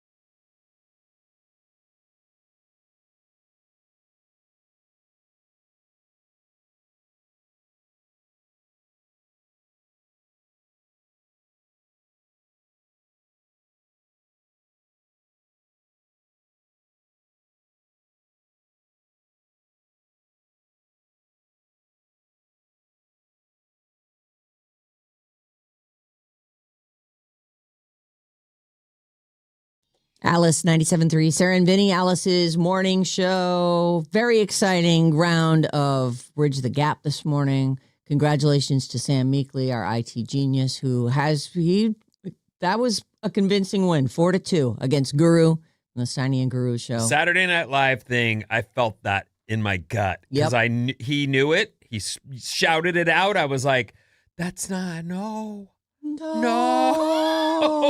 I feel like, and we tried to give him a chance to rethink, but he was stuck on Saturday Night Live. It's so crazy that you said that. You're like, wouldn't it be awful if somebody said Saturday Night Live instead? It's because those are easy things to confuse. Mm-hmm. Both big pop culture things that one word off. Absolutely. Oy. All right. So there you go. We'll play that again in a week. And Sam will be back to defend his title for the Zillennials. Congratulations, Bob. Thanks. Boo. It wasn't No. my win. It was Sam's win. I'm just happy for him. Look at her. I know. She's all chesty. She's all like, What? I Look do at like me. I do like this game. Now. Sitting up I'm just all sitting I do here. like straight. this game. I like that it's competitive. You know, you guys were on quite the winning streak, so I'm glad Guru ruined that for you. I'll have to make sure and thank him on your behalf. Whatever. You know later. what? I love that guy's story. I love Oh my radio God. people in general. Right. We have to be crazy to still be pursuing this content Right. business. Oh my God. You know, content. What's that all about? Well, it's our lives, actually. Don't people do algorithms now? But Here, this seems to be what you like. I'm really impressed with that story. Yeah, That I is know. really cool. Incredible. And look at him here 14 years later, and he's just top of the world. Badass. What's up, everyone? This Alice Report is brought to you by Fremont Bank. When you bank with Fremont Bank, you become part of something bigger. Your banking choice powers programs that lift up our neighbors through access to essential services, education, and more. Together, we build stronger communities. Explore your impact at fremontbank.com/giving. Clouds today with a high in the 60s range. In some cases, might be lower, like 55. Oh. But that's what we're looking at. Sounds for nice. today. That's I'm winter good with weather. it. Winter weather. Although it looks like it might rain out there. I'm not seeing any rain in the forecast, though. That's good news. So there's that. Here's what's happening. I got a question for you, Sarah. You're a good mom, Am I? aren't you? You should probably ask my kids. I bet you they think you're great. Maybe. What do you mean, maybe? I don't know. It's hard to tell. Like, I actually think my mom was a great mom, but then I start remembering all the other things, and I'm like, she wasn't that great. Just kidding, Mom. You were a great mom. Do you let your kids, because they're older now, and I would imagine it would be weird for you to say, don't talk like that to them now. Did you let your kids swear? No. Early on, no. But then it became really hard because you know how much I swear. So it's, they would know. So you swore around them. Plus, it's so funny when a 4-year-old swears. It is, I I mean, agree. it's wrong and you have to like act mad or you can't say that. That's a bad word. Oh, kids say all kinds Yeah. of funny stuff. They couldn't say, well, the one kid couldn't say Kentucky Fried Chicken. So he used an F word that rhymes with Kentucky, but it would put the E on the end there. And so we still to this day, if we're going to go to Kentucky Fried Chicken, we're going to that place. What place? Like, just imagine that it only has 2 syllables and you know what 4-letter word I'm talking about. Thatty Fried Chicken. Ken. No Ken involved. Oh, I thought you were saying, here, I'll write it down for you. I thought you were trying I'll to write say. it down for you. And you see if you can explain what it is. It's not that? No, but that would be, no, it was just that. Oh, okay. Just like leave off the Ken Okay. and change the T to an F and you've got it. And so now that was just so funny. Like we were just laughing in the front seat. Like, that's the name of it. Half of parents say profanity is never okay from their kids, and another half or so say it depends. It does. I mean, we definitely didn't encourage it, but it was bound to happen. And now they swear just like normal people. My kids don't really swear. Mm. And they're careful with it, so I'm always surprised. But they will say to you or anyone else, my dad always says that kind of stuff. Sometimes I say it for effect, on purpose. Right. Because like I'm serious. I'm trying to let them know I'm mad at them. Right. I realize, find better language maybe, but I also want them to know that I'm a real person. Yeah. I'm not perfect. I say the bleep words sometimes. Yes. Some of the bleep words. Some are not acceptable. I'm not sure which one you say is not acceptable. Well, there's certain ones you never want to hear come out of your kid's mouth. You go, that one's absolutely unacceptable. A poll of parents with children 6 to 17 years old about their attitudes on kids swearing is, as I mentioned, but a lot of parents say they still do it. They use the language. I know. And that's the problem, because you're in the car and that guy is an F-head. Parents of teenagers are more likely to say it depends on the situation. Parents of younger children are more likely to say it is never cool for a 6-year-old. No, and you shouldn't swear in front of those kids if you can help it. Little kids, let them have at least a few years without seeing the dirty underbelly of human society. We have these kids that party up behind our house. And they're still doing that? Sometimes. Cool. Now they're across the creek. But I don't know. They might as well be right there. You moved their location, we did though, move their by location, but they're some underneath things. the trees on the other side. All right. Not leaning up against the fence. But it's so funny to hear these little kid voices and just the kids sound so dumb. Like with their dumb swears and their dumb word things and let's go. And it's just run along, children. You're not cool. Most parents think their child learns profanity from their friends or classmates. Well, they definitely learn some of it. Others would say they get it from popular media. That's possible too. They are exposed to so much more than we ever were. There's a lot that comes into their little heads through YouTube, even when you're trying to keep an eye on that stuff, that they will say things like, oh, I saw this thing. And if you listen and let them tell their little story, you realize that is a video on YouTube. And you just go, that's, like they will tell that story as if it's a story that they were involved in. Well, that is the story they're involved in now. Like that is where they're seeing anything. All their stories come from some kid on YouTube. I know. It is like, what's going to happen? I really wonder, like, where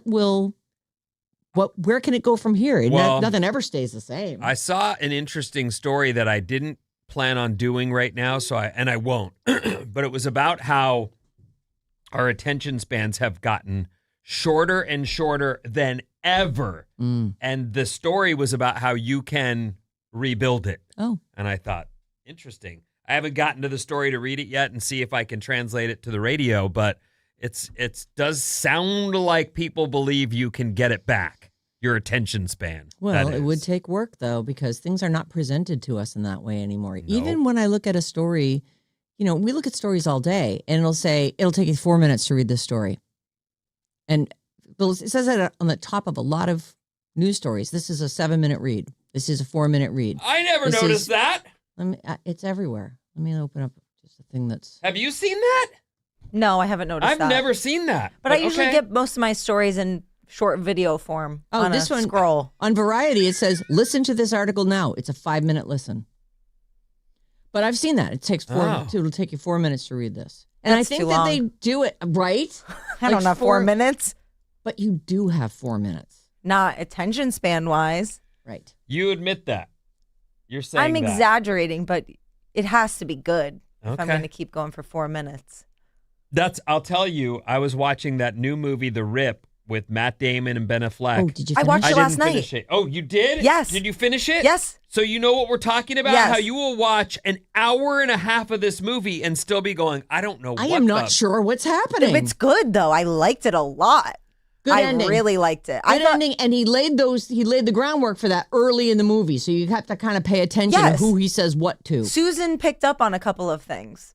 Let's not spoil it because that makes it no fun. And it is a new movie. It's Yes. I recommend it for sure. But yeah, you can't be on your phone. And I kind of like that. You got to watch it. It's so crazy. Like the whole people just with an AK-47 just raking through a neighborhood like that. Even in, did we talk about this on Stranger Things? The kids congratulating each other for all the kill. Like, oh, that was some good shooting back there, Nancy. You must have killed like 20 people. Good job. I'm like, what?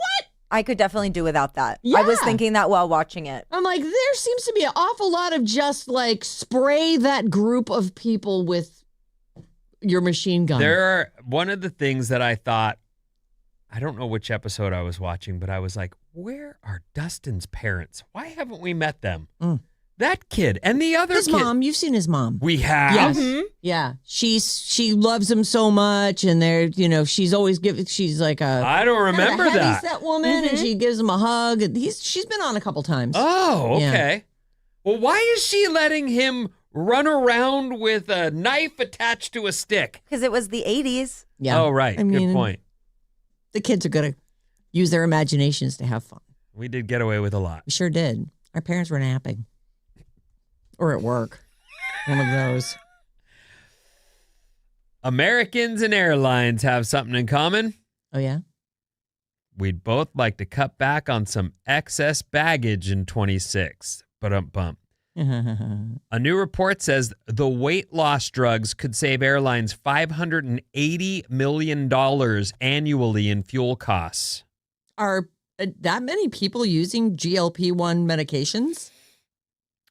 Yeah, I think so. That's crazy. They're saying new analysis says drugs like Ozempic and Wegovy could result in a society that's 10% slimmer. If that happens, maybe we'll actually enjoy the savings in our own pockets. Doubt it. When's the last time prices went down on something? Well, I don't know. I mean, it would certainly allow them to be more competitively priced if they find themselves going, we're saving a fortune in fuel. Anyway, that's incredible. A new normal. That they project that as the outcome of this whole We're thing. suddenly lighter. Yeah. Everybody. This is one of those stories. Sarah and I have talked many times about many subjects. One of them is, if someone is dumping you, do you want to know why? Bob, if someone's dumping you, and they say, I want to break up, and then period, they don't say any more words, do you say, why? Yeah. Oh. Yes, because literally everyone wants to know why. Vinny. It kills you to not know why. Vinny just goes, okay, bye. Why would I you're already turning me out. And now I'm going to put myself in a position where you can, on your way out, trash me? Well, don't you want it? Maybe there's something you're doing that's really annoying. Yes.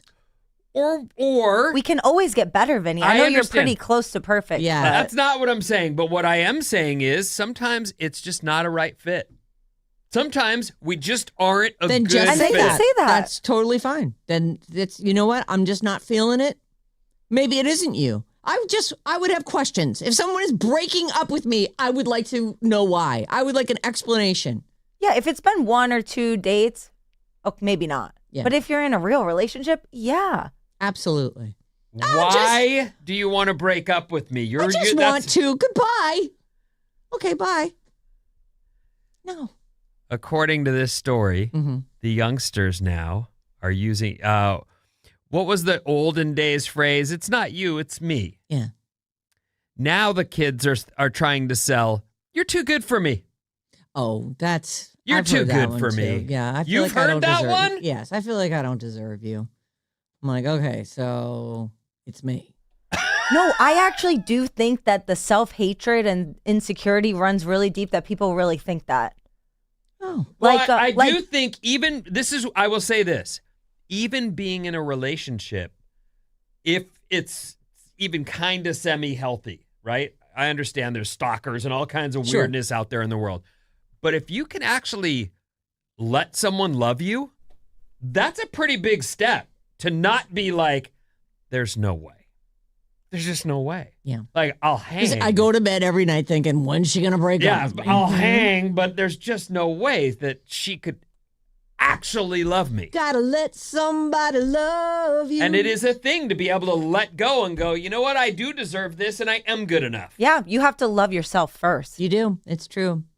And if you keep breaking up with people because you're not good enough, you should work on yourself and try to become a whole person without a relationship, and then you'll have more to offer. The phrase, "you're too good for me," is fast being called out across TikTok and dating forums as the modern dating's most terrible and horrible cliche. It's the updated, it's not you, it's me. You're too good for me. You know, Chandler from Friends, Matthew Perry, he dated Julia Roberts back in the day, and she was even on an episode of Friends, and he broke up with her because he couldn't believe that she actually liked him. He said that she was so shocked, like the look on her face when he was breaking up with her was so confused. And did she say, why are you breaking up with me? And he was like, I just feel like it's inevitable that we're going to break up. Yeah. So I'm trying to guard my heart. I don't know what Do you he said think that people exactly. do I that wasn't sometimes? there. Like, I actually think I could fall for this person, and I know that I'm not good enough for them. I didn't do that. I 100%, when I started dating Christina, was like, this thing's moving way too fast, too easy, too groovy. Too good to be true. Well, I just felt like, oh my God, I went from I'm a guy dating to me and this chick hang out every day now. Like, we're texting all the time. I didn't mean to get myself like how do I slow this thing down? So I did say to her, like, I don't know, this is really out of hand. He kept taking her on trip. He was like, oh, this will do it. That is true. I didn't really say this'll do it, but I thought, I mean, even looking back, I brought her on a work trip. A weekend getaway 3 in weeks Tahoe in or something. with these clowns. I know. We were all over it. I was like, oh my God, he just brought a girl? And then we got, Let's talk to her. on top of being away for a weekend on a road trip, then we got caught in the driving home 8-hour hell that is Tahoe traffic. And we were just stuck, And they laughed and talked the whole way home. parked, Yeah. expecting that to be, well, this is over. And it wasn't. It was just the beginning. Yep. Now, I will say there are times when you get a vibe from, and for me, I can only speak from my experience. There were definitely women I dated that were, I don't want to say high maintenance, but they had high expectations. Mm. We do a lot of things, and we do a lot of things I want to do, and I've got plans, and here are a bunch of things that we're going to be doing over the next month. Write these down on your calendar, and for me, that is, I got to go. It's too much. Yeah. I'll never. You're already there, and we're just hanging out. Where will this land? I like an empty calendar. I like to flip to a new month and there's nothing written on it. Ooh. Yeah, I have a dear friend who's going through that right now. He is in a new relationship. He really likes her, but she is a planner. They're planning things 3, 4, 5 months in advance. And he's like, but I just want to float around and see what happens and catch a vibe. The thing is, where we are accommodators early on in relationships. Like, I really dig you. Yeah, I'll do that. Okay. You're like agreeable. You're trying to seem game. But the real you doesn't want to do any of that stuff. And you have to project yourself. If you don't say no to some stuff early on, it's going to be and it's not going to be her fault. You set a precedent. Right. You She's set going to a be precedent. like, what? You've always been totally fine about me putting stuff on your calendar. I had a lady But I've give hated me tickets to a show that was like 5 months away. And I went, you should hold on to those. And I truly in my head was like, Was that the Riverdance thing? It was. She gave me tickets to Riverdance for my birthday. And first of all, I was like, you don't know me. Because if you knew me, you know I wouldn't want to go to this. So I just said, you hold on to these. And, when it's time, we'll go. And then we were still together. And I went to Riverdance. You were drinking at the time, though. I was. I definitely You took a long intermission. Yeah, the intermission was critical. 12 shots and 2 beers, please. Anyway, where is it? You're too good for me is being called out. That's the new one, huh? Mm-hmm. Hmm. Oh, God. 800-400-3697. That's our text number, and Bob's on the show. Hey, Bob. OMG, I hated the rip. Reading reviews, it's either love it or hate it. Oh, somebody else said there's too much cop talk in the rip. I kind of like that when they just throw you into a world and they don't over-explain it, and they think you're smart enough to figure out what's going on. I do have to say, half an hour in, I was like, why am I watching this? But I was with people, and I couldn't really and they all seemed to be really watching it. But I feel like the ending was satisfying, and I was like, oh, that is kind of clever. But I really felt like it was very clunky getting started. We watched it late, and there was a point where I went, okay, you know what? Let's finish this tomorrow. And she hit pause, as you do, and she goes, it's only got 20 minutes left. And that's what caught me, because I felt like I still don't know anything that's going on, and we've been at this for an hour and a half. So they wrap it up. Oh, yeah. Right there at the end. They do. But I definitely felt like, well, this must have 2 more hours, because we don't know what's going on here. I don't know anything. Right. Who's it's the it's bad a guy? snarl. Who it's is it? It's like a dreadlock of plot twists and language I can't understand and machine gun fire. Yeah, there's that. It was Lots all of that. there. It's not just a whodunit, it's and what did they do? Right. And what? Wait, what? Oh, this is about the lady from the beginning? Yeah, remember the lady from the beginning. Vinny, you were talking about how your daughters tell stories from videos they watched on YouTube. Monique from Vallejo says, I tell stories about my friends Sarah and Vinny all the time. Well, that's good. We're fine with that. Yeah, we like that. Yeah, that's actually, we're not good enough for you. So continue Boy.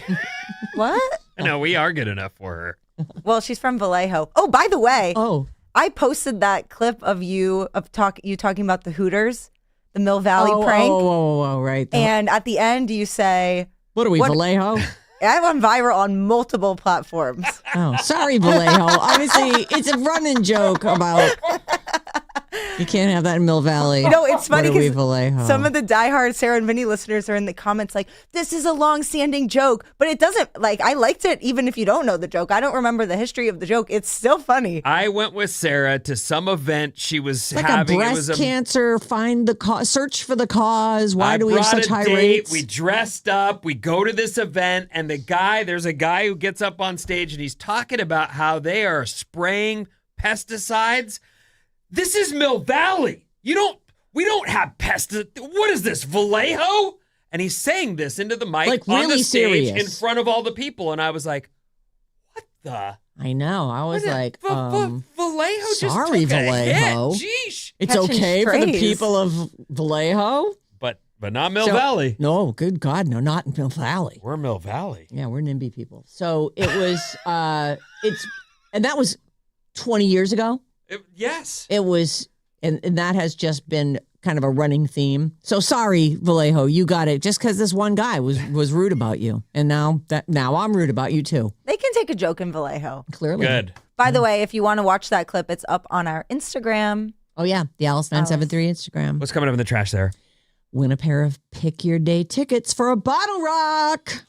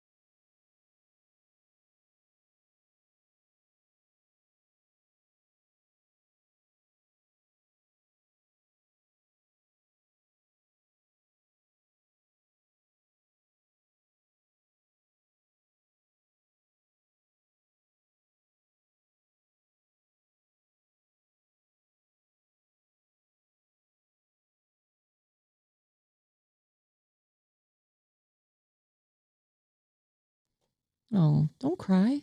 I'm not crying. Stop that. Vinny, you love I this will tell you, song. though, that writing a hit song is a curse, isn't it? Like, this lady had a hit, and I don't know where she went, but I bet you she's walking around today in the expensive boots she bought with her hit money, because she's like, I got to wear these things. I spent $20,000 on boots. I'm going to have to do 1,000 miles in these boots. I could just wear you. Actually, put some respect on Vanessa Carlton. The whole album's good. Does she have more hits? She has another one that you probably haven't heard called White Houses. So it's not a That hit. was very big with the teens. Oh, okay. It's a hit, but it's not Is the album I don't know called what a Be hit- Not Nobody? correct. Everybody can't be Taylor, though. No, that's true. Like, just hit after hit after hit after hit. Is Vanessa Carlton the one who was dating I believe so. Stephen Your boy, Jenkins of yeah. Third Eye Blind? I think that guy would absolutely be all in on you. Stephen Jenkins? Yeah. On me? Yes. No. Stephen Jenkins. Yes. Please. What do you mean, no? Don't look at me like that. You're so silly. We could have him You in like just- this. Okay. You just like me.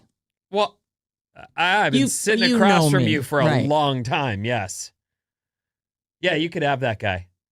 No thanks. I think you I don't could. want him. I think you absolutely. If you So if wanted anything him, happens to John, I should go for Stephen Jenkins. you should. Yeah, I'm sure he's like Invite just him waiting in. around. He's like, oh my god, I was hoping a 60-year-old lady would come after me. He's 61. Yeah. What are you Oh my talking God. about? So you're age appropriate. Yeah, but dudes don't like age appropriate girls, No, well, they do now. do they? Yeah. And not every lady has a mouth on them like you do. What does that mean? Oh, you know exactly. Don't look at her. he She's likes- smiling because she's like, I am a good dirty talker. I'm an awesome. Oh, dirty that's talker. what you meant. yeah. I didn't really know what he meant either. Yes, but then you I go, it did. must be about the dirty talk. Yeah. I feared. It can't be about the snap and jaw. Oh, that's also really, another plus. She can like get every. Oh boy. She can really unhinge her jaw. No, I can't do that anymore. I have TMJ. All right, let's give away Bottle Rock tickets before this thing really hits the skids. By the way, it's the Sarah and Vinnie Show. Thank you for listening. It's powered by San Francisco Bay Coffee. We got our stickers. We got our special new signage. We're all around the studio. This is so cool. I mean, we're coffee people. Yeah, we are. And it turns out so are the San Francisco Bay coffee people. They're coffee people as well. And if you are, join us. Yeah. You can get them on Amazon, and they have the what are they called? Compostable, right? The little, like if you have a Keurig or whatever, they have all different shaped pods, and you can get them and not feel like you're using a single-use plastic, because you're not. It's great. Right. Plus, the coffee's delicious. Well, that's the first most important part. Is I like the my coffee to be sparky. the best coffee? And that's the answer is yes. Yeah. You're going to love it. Delicious. Any way you like it, too. They do it ground. They'll do it whole bean. Mm-hmm. Delicious. All right, let's do some Bottle Rock tickets, shall we? Take the code word celebrate. Celebrate. CELEBRATE. Take the word celebrate. That's this hour's code word to radioalice.com. You enter it in on the contest page on radioalice.com, and you've got a chance at one day. Pick your day tickets for Bottle Rock. The first taste of summer. On Friday, it's Lorde and Teddy Swims. On Saturday, it's Foo Fighters, Backstreet Boys and Somber on Sunday, and also 1,000 other bands as well. I wonder if Third Eye Blind's played. I don't think, have they played it in the past, you think? Probably. That would I don't see make them on the sense. list. I'll look, though. Well, they're not this year, I don't believe. Oh, they're for sure. I don't remember seeing them on the list. I have a list here. In 2014, maybe they played, Oh, according to Googie. is that so? Steven, you're listening. Check us out over here. 800-400-3697. Does he ever do shows by himself? I don't see his name anymore. Well, you on could here. come in and do a show right here. Yeah, you could, Stephen. Would be great to catch up. And apparently I can have you, so I could get you. So we'll test that theory. See if you're hot for me, silver-haired fox over here. I like it. Yeah, maybe back in the olden days. I had a lot more confidence then. Anyway, celebrate is this hour's code word. Take it to radioalice.com, and Mason's got another code word for you at 12:05, and It's Jane has one at 5:05. Lots of chances to win. This hour's code word is celebrate. Check out the single day lineups at BottleRockNapavalley.com. Congratulations, Mr. Bruno Mars. What did he do now? Brand new song, I Just Might. A brand new position on the chart. Number 1. Yeah, crank that up. But look here, it would break my heart, break my heart, break my heart if I find out you can't move. You better show me now, show me now, show me now. I love that guitar. He's so groovy. Take it to the floor. Ooh, you gotta get down. You know what to do. Hey, Mr. DJ. Oh, yeah. It brings out everybody's best dance moves. This is a bop. It's so good. So good. It's the number 1 song in America at this moment. Weeks on the chart, 1. Position on the chart, 1. It's number 1, brand new, debuting with a bullet. Debuting in the number 1 spot. Not surprising, especially after he totally crushed and defeated Taylor Swift's single-day ticket sales. Sorry about it, Swifties. Okay, I don't know if he crushed her. Beat her. It was simply beat. I feel like anything above you is kind of crushing you. Oh. Crushing down on you. I'll keep that in mind. She's so happy because she won today. Sam is just gloating, walking all around the building like, oh, did you hear me kick ass? Kick Is that Guru's right? ass? Oh, He's busy polishing his nails. so obnoxious about it. Sam. Whatever, Sam. Yes, Sam. We'll get you next week. What do you think about Paul from Sales? I like that guy. I love Paul. He'd be a good guy to have. And I know play a for couple the Gen things X. about Paul that I know some questions I could aim at him. Oh, is that That so? we could aim at him. Or actually aim at that person and then we could steal once they miss. I see. Sam. Yeah, Sam. Yeah, Paul's good. Yeah, we'll ask Paul if he'll do it. I actually feel really bad for Guru because, man, Steiny's like, yeah, I heard he got his ass handed Saturday Night Live. Well, they got some material now for their show. Sure. Not that there isn't plenty with the football playoffs, but, you know. Yeah. That's a sad topic down there, though, Niners. Number 2 on this week's Billboard Hot 100. Number 1, Bruno Mars. Number 2, she's getting crushed again. The Fate of Ophelia, Taylor Swift. Oh, boy.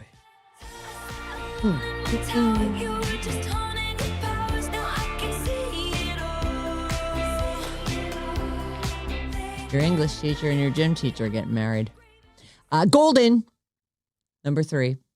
That's, I guess that's Huntrix, but it's from the K-pop Demon Hunters. Mm-hmm. Man I Need, Olivia Dean. We're playing the heck out of that here. Did I just say heck? Am I afraid of saying hell? Oh, it's so groovy. All the music is so groovy. I know Harry's new music is going to be groovy. I'm so excited for 2026. I know. Harry's song is coming out Friday, I think. Yep. There's a thing that I always get from a good song that it feels like you're floating. And Yes. that kind of has that with that forward motion, groovy guitar part. Same with the Bruno Mars thing where you're kind of floating. It lifts you. I'm sure to see him do that live, he probably lifts the whole damn room. That's pretty rad. All right, so that's the Olivia Dean song at number. I'm going to run through the rest of these. Number 5 is Ordinary. That's Alex Warren. Number 6, Ella Langley, Choosing Texas. That's a pretty mainstream hit right there. Number 6 on the all the songs chart. DeJoe is still on here. Last week he was number 6. He's number 7. That's Steve from Stranger Things. Mm-hmm. Whatever his name is in real life. I assume it's Joe. Joe. Yes, Joe Carey. I actually do like this song. It grows on you. It does. It's not a bop like no. Bruno Mars, but something. It's like plodding and deliberate. Somber, Back to Friends. Of course, Somber is going to be, I think that's Sunday night at Bottle Rock. Kalani, Folded is number 9. I didn't know this one, but I like it. 31 weeks on the charts. And at number 10 is another Taylor song, Opalite, which I actually like Opalite the best. I think that's a good song. Love, love, love, love, love. To you, baby, it's all right. K-pop Demon Hunters broke another Netflix record. It is now the most watched title ever over a 6-month period with 482 million views. This does not include the first 10 days that it was out because it premiered on June 20th, and this chart is all of July through all of December. They just released, this is Netflix, their What We Watched report, which accounts for everything from July to December. K-pop Demon Hunter's lyric videos also brought in 32 million views, but 482 million views. Is that because the kids watch it over and over and over and over and Yeah. over and over and Yep. over? Mm-hmm. Yeah, I would, because I haven't watched it. I was thinking maybe I should watch it. Do you like it? I would say it's not for me. Mm. It's not horrible, but as I've told you, there are things that you watch with your kids where you go, I could watch this all day. Mm. And there are other things where you go, I got to get out of here. Yeah. That's more on the I got to get out of here list. As for TV shows in general here, Wednesday season 2 was the most watched of all the TV shows. So this is series. That was movie. Right now, my oldest, Isla, is watching on repeat. Her favorite thing to watch is called Legally Blonde. You're kidding me. I am not kidding you. Are you telling me that she watches the movie or that she the watched movie with Reese Witherspoon on repeat? No Unbelievable. way. She loves it. She's got taste. Gilmore Girls, That- Legally Blonde. That is actually a great movie. Isn't there a Legally Blonde 2? Does she know that there's a... She does. Okay. But she watches the first one on repeat. Did they do a series of... Or is there about to be a series of Legally Blonde? That sounds familiar. I Yeah. think they're doing a series where Elle's young when she's a teen. How she got into law Well, or whatever. Wednesday season 2 was the most watched TV show between July and December with 124 million views, followed by Stranger Things season 5 with 94 million views. Oh, Yeah. this says there's a Legally Blonde 3, too. Oh. Is it also with Reese? It looks like it. All right. Wow, I didn't know She's that. got plenty to watch then. Harry Styles is announcing the release of his new single, Aperture. We will hear it on Friday. It's happening at, well, actually, it's happening, it looks like 4 p.m. our time, 7 p.m. Eastern time. And this is, so Thursday, tomorrow, the 22nd. This is off his upcoming 4th studio album, Kiss All the Time, Disco Occasionally.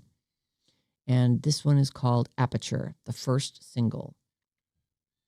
I want to say, oh, there it is. March 6th is when the full album will come out.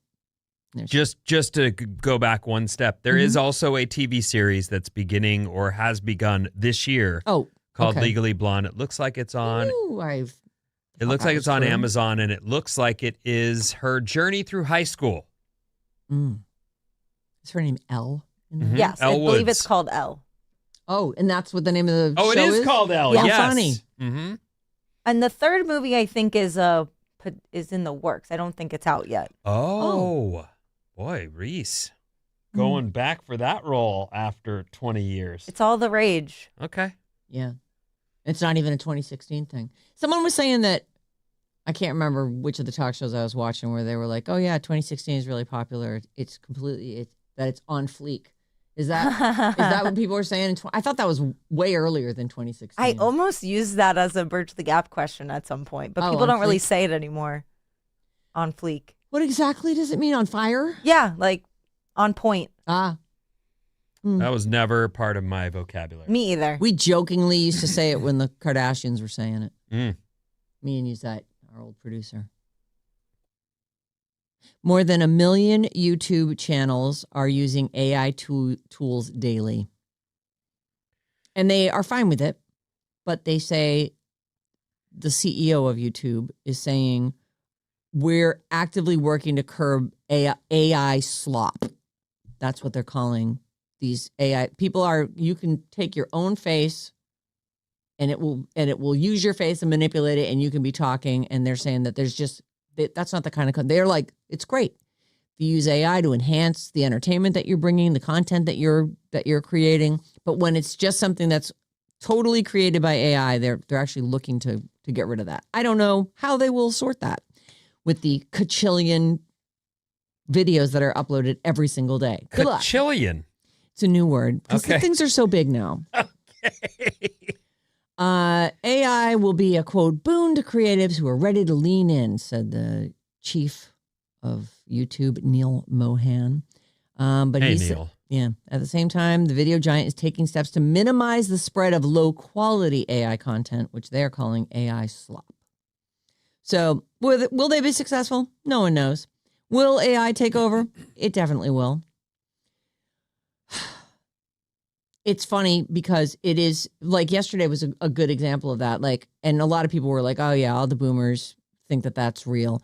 The grizzly mom protecting the baby, where, I mean, I felt proud that at least I questioned it. I just didn't read the caption where it said very clearly, this is AI.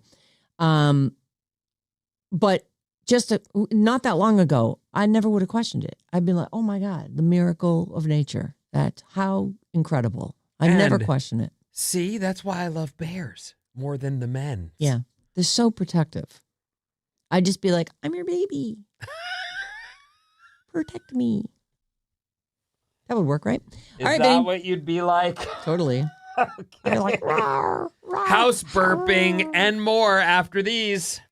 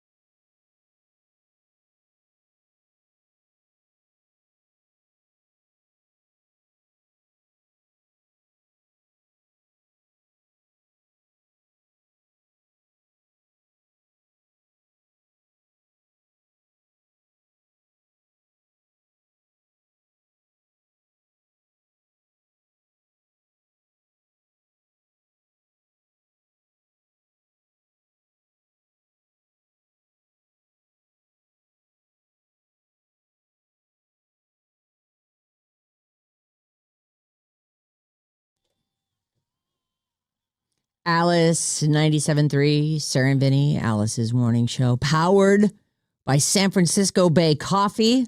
Delicious. Keeping us wide awake, Love it. pert, and alert. And don't forget, you can stream Alice. Take us anywhere you go. You can use the Odyssey app, iHeartRadio, or TuneIn apps. Oops. So smooth. What just happened? Nothing. What's up, everyone? This Alice Report is brought to you by Ed Sheeran Chooses City. Ooh. Head to radioalice.com to enter this national contest for your chance to win a pair of premium tickets to the Ed Sheeran Loop Tour in the city of your choice, Los Angeles, Nashville, or Chicago. Out of those three. Yes. Those are your You choices. choose from those three. Right. Prize includes 2 round-trip flights, a 2-night hotel stay, and signed merch for the winner and a guest. Ed Sheeran, choose a city. Go to radioalice.com. Get in on this. So nice.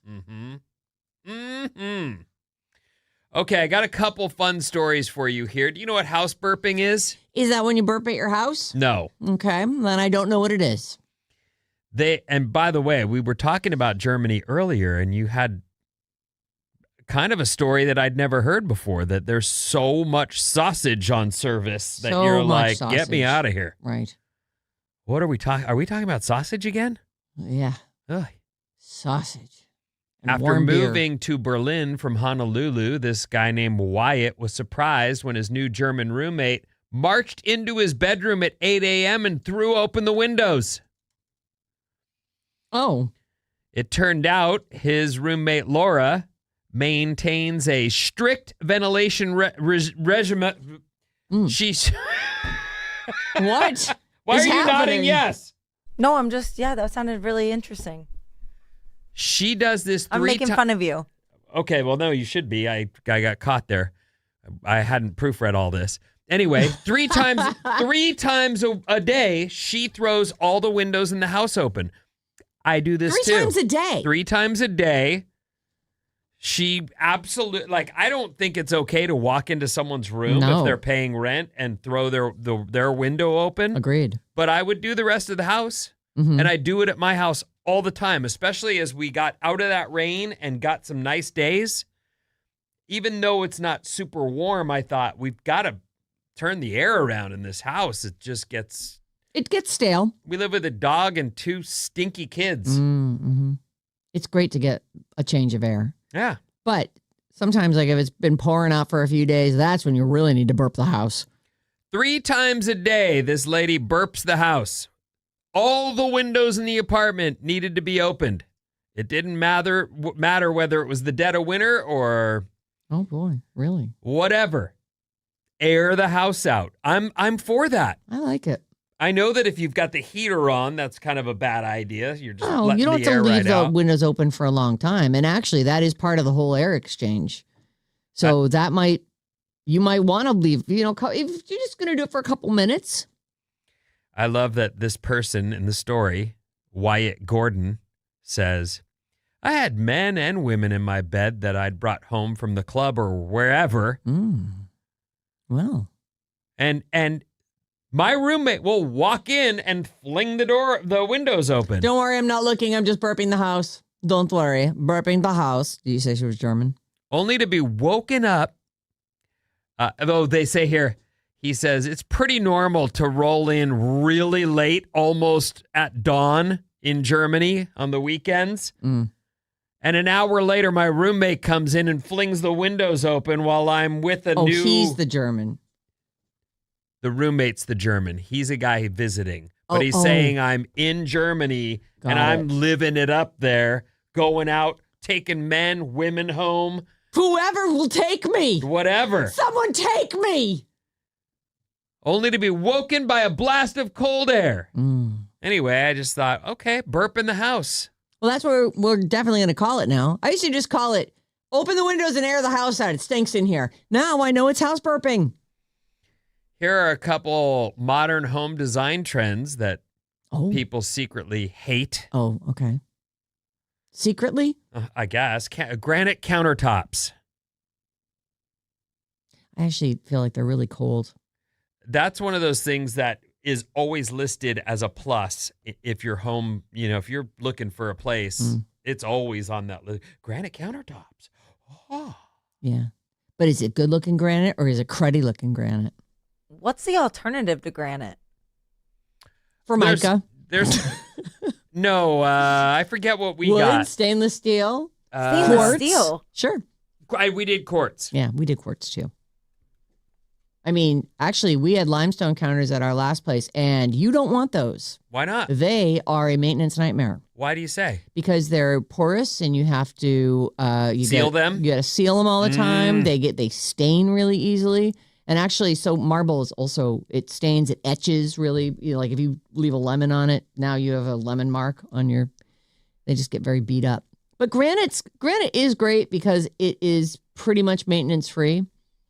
But I feel like if I ever was going to build a house from scratch, I would go wood countertops. I'd get like a hard walnut and Wood? Like, yeah. What, do you put a seal over it? Because Yeah. wouldn't food get up in there? You would. You wouldn't chop on it. You'd keep it like your regular countertop. You'd definitely put some kind of a coating on it. But like the stone is so cold at my house, the quartz, that we call them jelbos. It's just the name we made up for it. We actually lay down soft places to put your hands, to put your elbows. Like if I'm reading my book or if I'm, working on the laptop, or I always put something down on it. And John jokes that they're the jelbos because your elbows get sore and cold.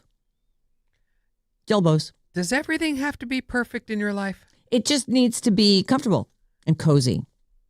Are you there Is that long so enough? wrong? Yeah, no, it's definitely. not wrong. If I'm sitting, I'm John's just trying cooking, to... I'm sitting in the kitchen, I'm on my laptop, I'm like, throw me some jelbos.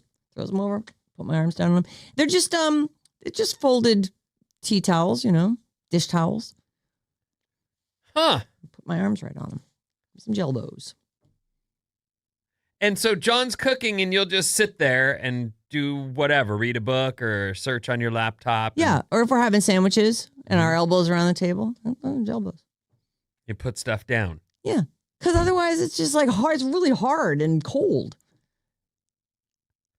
Interesting. I've never. Really? How about you? No, I don't have any jelbos. Well, they're not like it's just a tea towel. It's just a whatever. No, a dish understood. But towel. I mean, you're absolutely like, Yeah. we put our elbows I'm going to be down. here long enough that I would like some comfort, please. Okay. Yeah. That might be, I don't want to say anything is, girls or boys, but I've noticed that my daughters absolutely will carry a blanket to the breakfast table wrapped up in one, Yeah. like I'm so warm and cozy. drag it Why would across I the floor, throw it over their shoulders. pick up all the dog hair? Yeah, on all the way. like, Right. ew, gross. Sometimes I change into shorts because then I can use a blanket if it's too hot for a blanket. Yeah, I'm with you. I'm wearing. You do not. Yeah, I want to be cozy. Yeah, because I'm gonna pull a blanket over me for sure, and so I don't want to have like a sweatshirt and sweatpants. Or Exactly. definitely no socks. I want to be able to wrap my feet up in a blanket. So is there a possibility that you might think you're fine and you pull the blanket over and then you realize these pants got to come off and you just kick those off underneath the blanket because For sure. oh, Yeah, maximum that cozy. happens. Yeah, well, you gotta get just the right temperature and coziness. It's a ratio. You have to. oh yeah, a no, balance. everything's got to be perfect. Girls. Girls. Oh my God.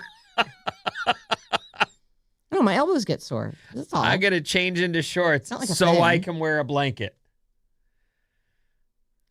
Cooktop. So weird. Doesn't that sound weird to you? No. Modern home designs that people are secretly hating on. I don't know about this one. I'll read it to you and then you can Okay. decide.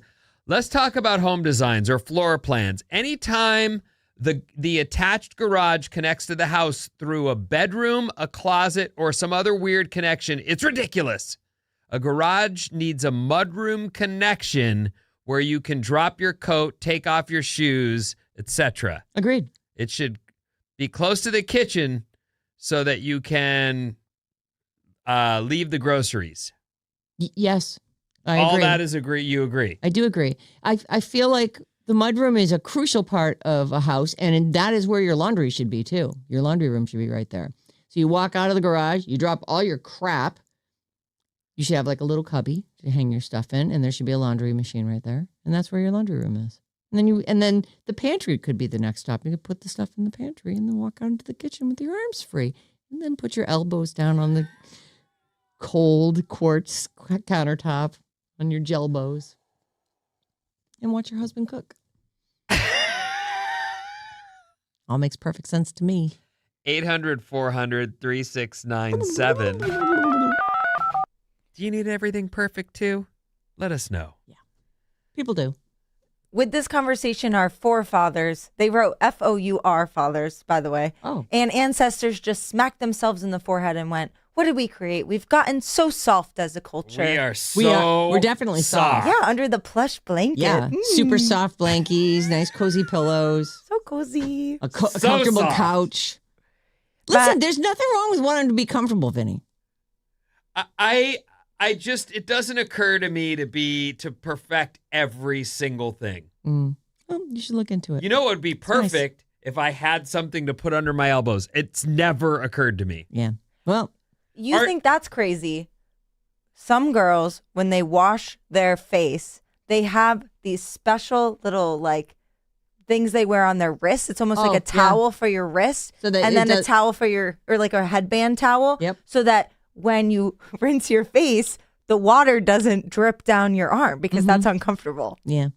Nobody likes that. I hate that. You know what? I got to look into those because I can't stand when I'm brushing my teeth and the toothpaste is running down my arm. I Oh, hate it's that. the worst. And then why is it that once it starts that, you can flick it off of there a million times? It just goes right back down. What's up with that? It's a stream. It's physics, I think. Science.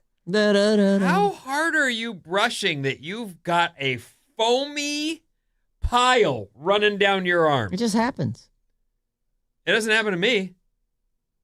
What do you lean way over? I don't lean over that far. I just lean a little bit over and then I'm going like this and my arm is going down. So then it collects and then it just starts to drip down my arm. I'm like, oh, enough of that. Get that over there. No, I'm careful and gentle with my brushing. You're so perfect. I'm not perfect, I but think I'm you just just don't saying I notice. don't have this giant. No, I wouldn't know. You know, you're a boy. You don't notice. You're covered in, you're sticky. You're covered in He doesn't stuff. know. He doesn't care.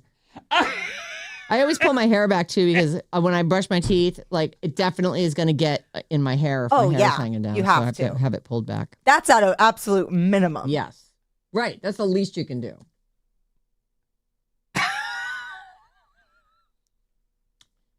Any more texts? 510 does jelbos too. Oh. I fold a small tablecloth in quarters on the kitchen counter. Yeah, there it is. Oh, this person says that 707 says they put something on the floor where they sit or stand at their island so that the floor is comfy too. Oh yeah, I love those. They're like a Wait. gel. It's like a gel mat. They called it a warm floor. I don't know exactly what that means, but yeah, I just got a couple really cozy mats for when I wash the dishes. Oh, nice. Oh, they're so comfy to stand on. I like that. Are they like fuzzy mats, like a bathroom mat, or are they like one of these jelly? Yeah, it's like a thick gel. Oh, almost. I like that. Yeah. You just I should sink get right one in. of those. I actually take my socks off so I can fully enjoy the mat. Nice. Maximum comfort. You guys want to play a game, or do you have more? No, I would love to play a game. All right, today, because tomorrow morning on the show at 6:00 in the morning, Bob's Movie Club happens. Now, this is one of the off weeks where we get our assignment. So she's going to assign us a movie. We're all going to have a week to watch it. And then next Thursday, we'll be rating it, talking about it. So we get our assignment tomorrow morning. And so I saw this thing this morning about movie facts that everyone gets wrong. And so it's time for a game brought to you by the San Francisco Bay Coffee Company. Delicious. All right, let's I know. do this.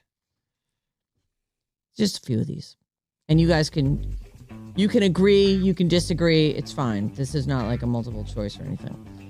True or false? Robert Downey Jr. improvised the line, "I am Iron Man." True or false, Vin? True. False. It is false. I don't even remember him saying that. It's at the very end when he does the press conference. He didn't. Oh, that's right. Yeah, it's not improvised. It's actually in the script. Can you turn that down a little bit? True or false? There's a dead munchkin hanging in the background in The Wizard of Oz. True.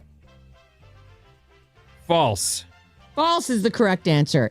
There isn't. There's a long-standing rumor that there is one, but it's a bird, and you can actually see it move like a bird. Apparently. Okay. True. But there's something hanging. Yeah. Okay. True or false? George Lucas did not plan Star Wars from the beginning. Darth Vader was not intended to be Luke's father when he made the first film. Oh, true. True. True is correct. True or false? Harrison Ford did not accidentally shoot the swordsman in Raiders of the Lost Ark. It was planned. True. True. That is true. You both win. Oh, 3-3. nice. Oh, we That's all- both that's all I had. win. It's like one of those days where everyone's happy. But Bob's What, especially what do I happy. play? 'cause- Should I play both at the same time? Yeah, play 'em both at the same just time. play Okay, let me do it. yours, it's Definitely, fine. yeah, no, I play don't- 'em both. I gotta. Oh, it's perfect. That worked out perfectly. I must. I really figured somebody would lose, but I was wrong. All right. Have a great day, you guys. Goodbye. Keep it here on Alice. All Bottle Rock, all day, every day. Lots of chances for single day. Pick your tickets today at 12:05 with Mason, and Jane has you at 5:05. And don't forget to join us tomorrow at 6 a.m. for this week's assignment for Bob's Movie Club. See you tomorrow. Thank you.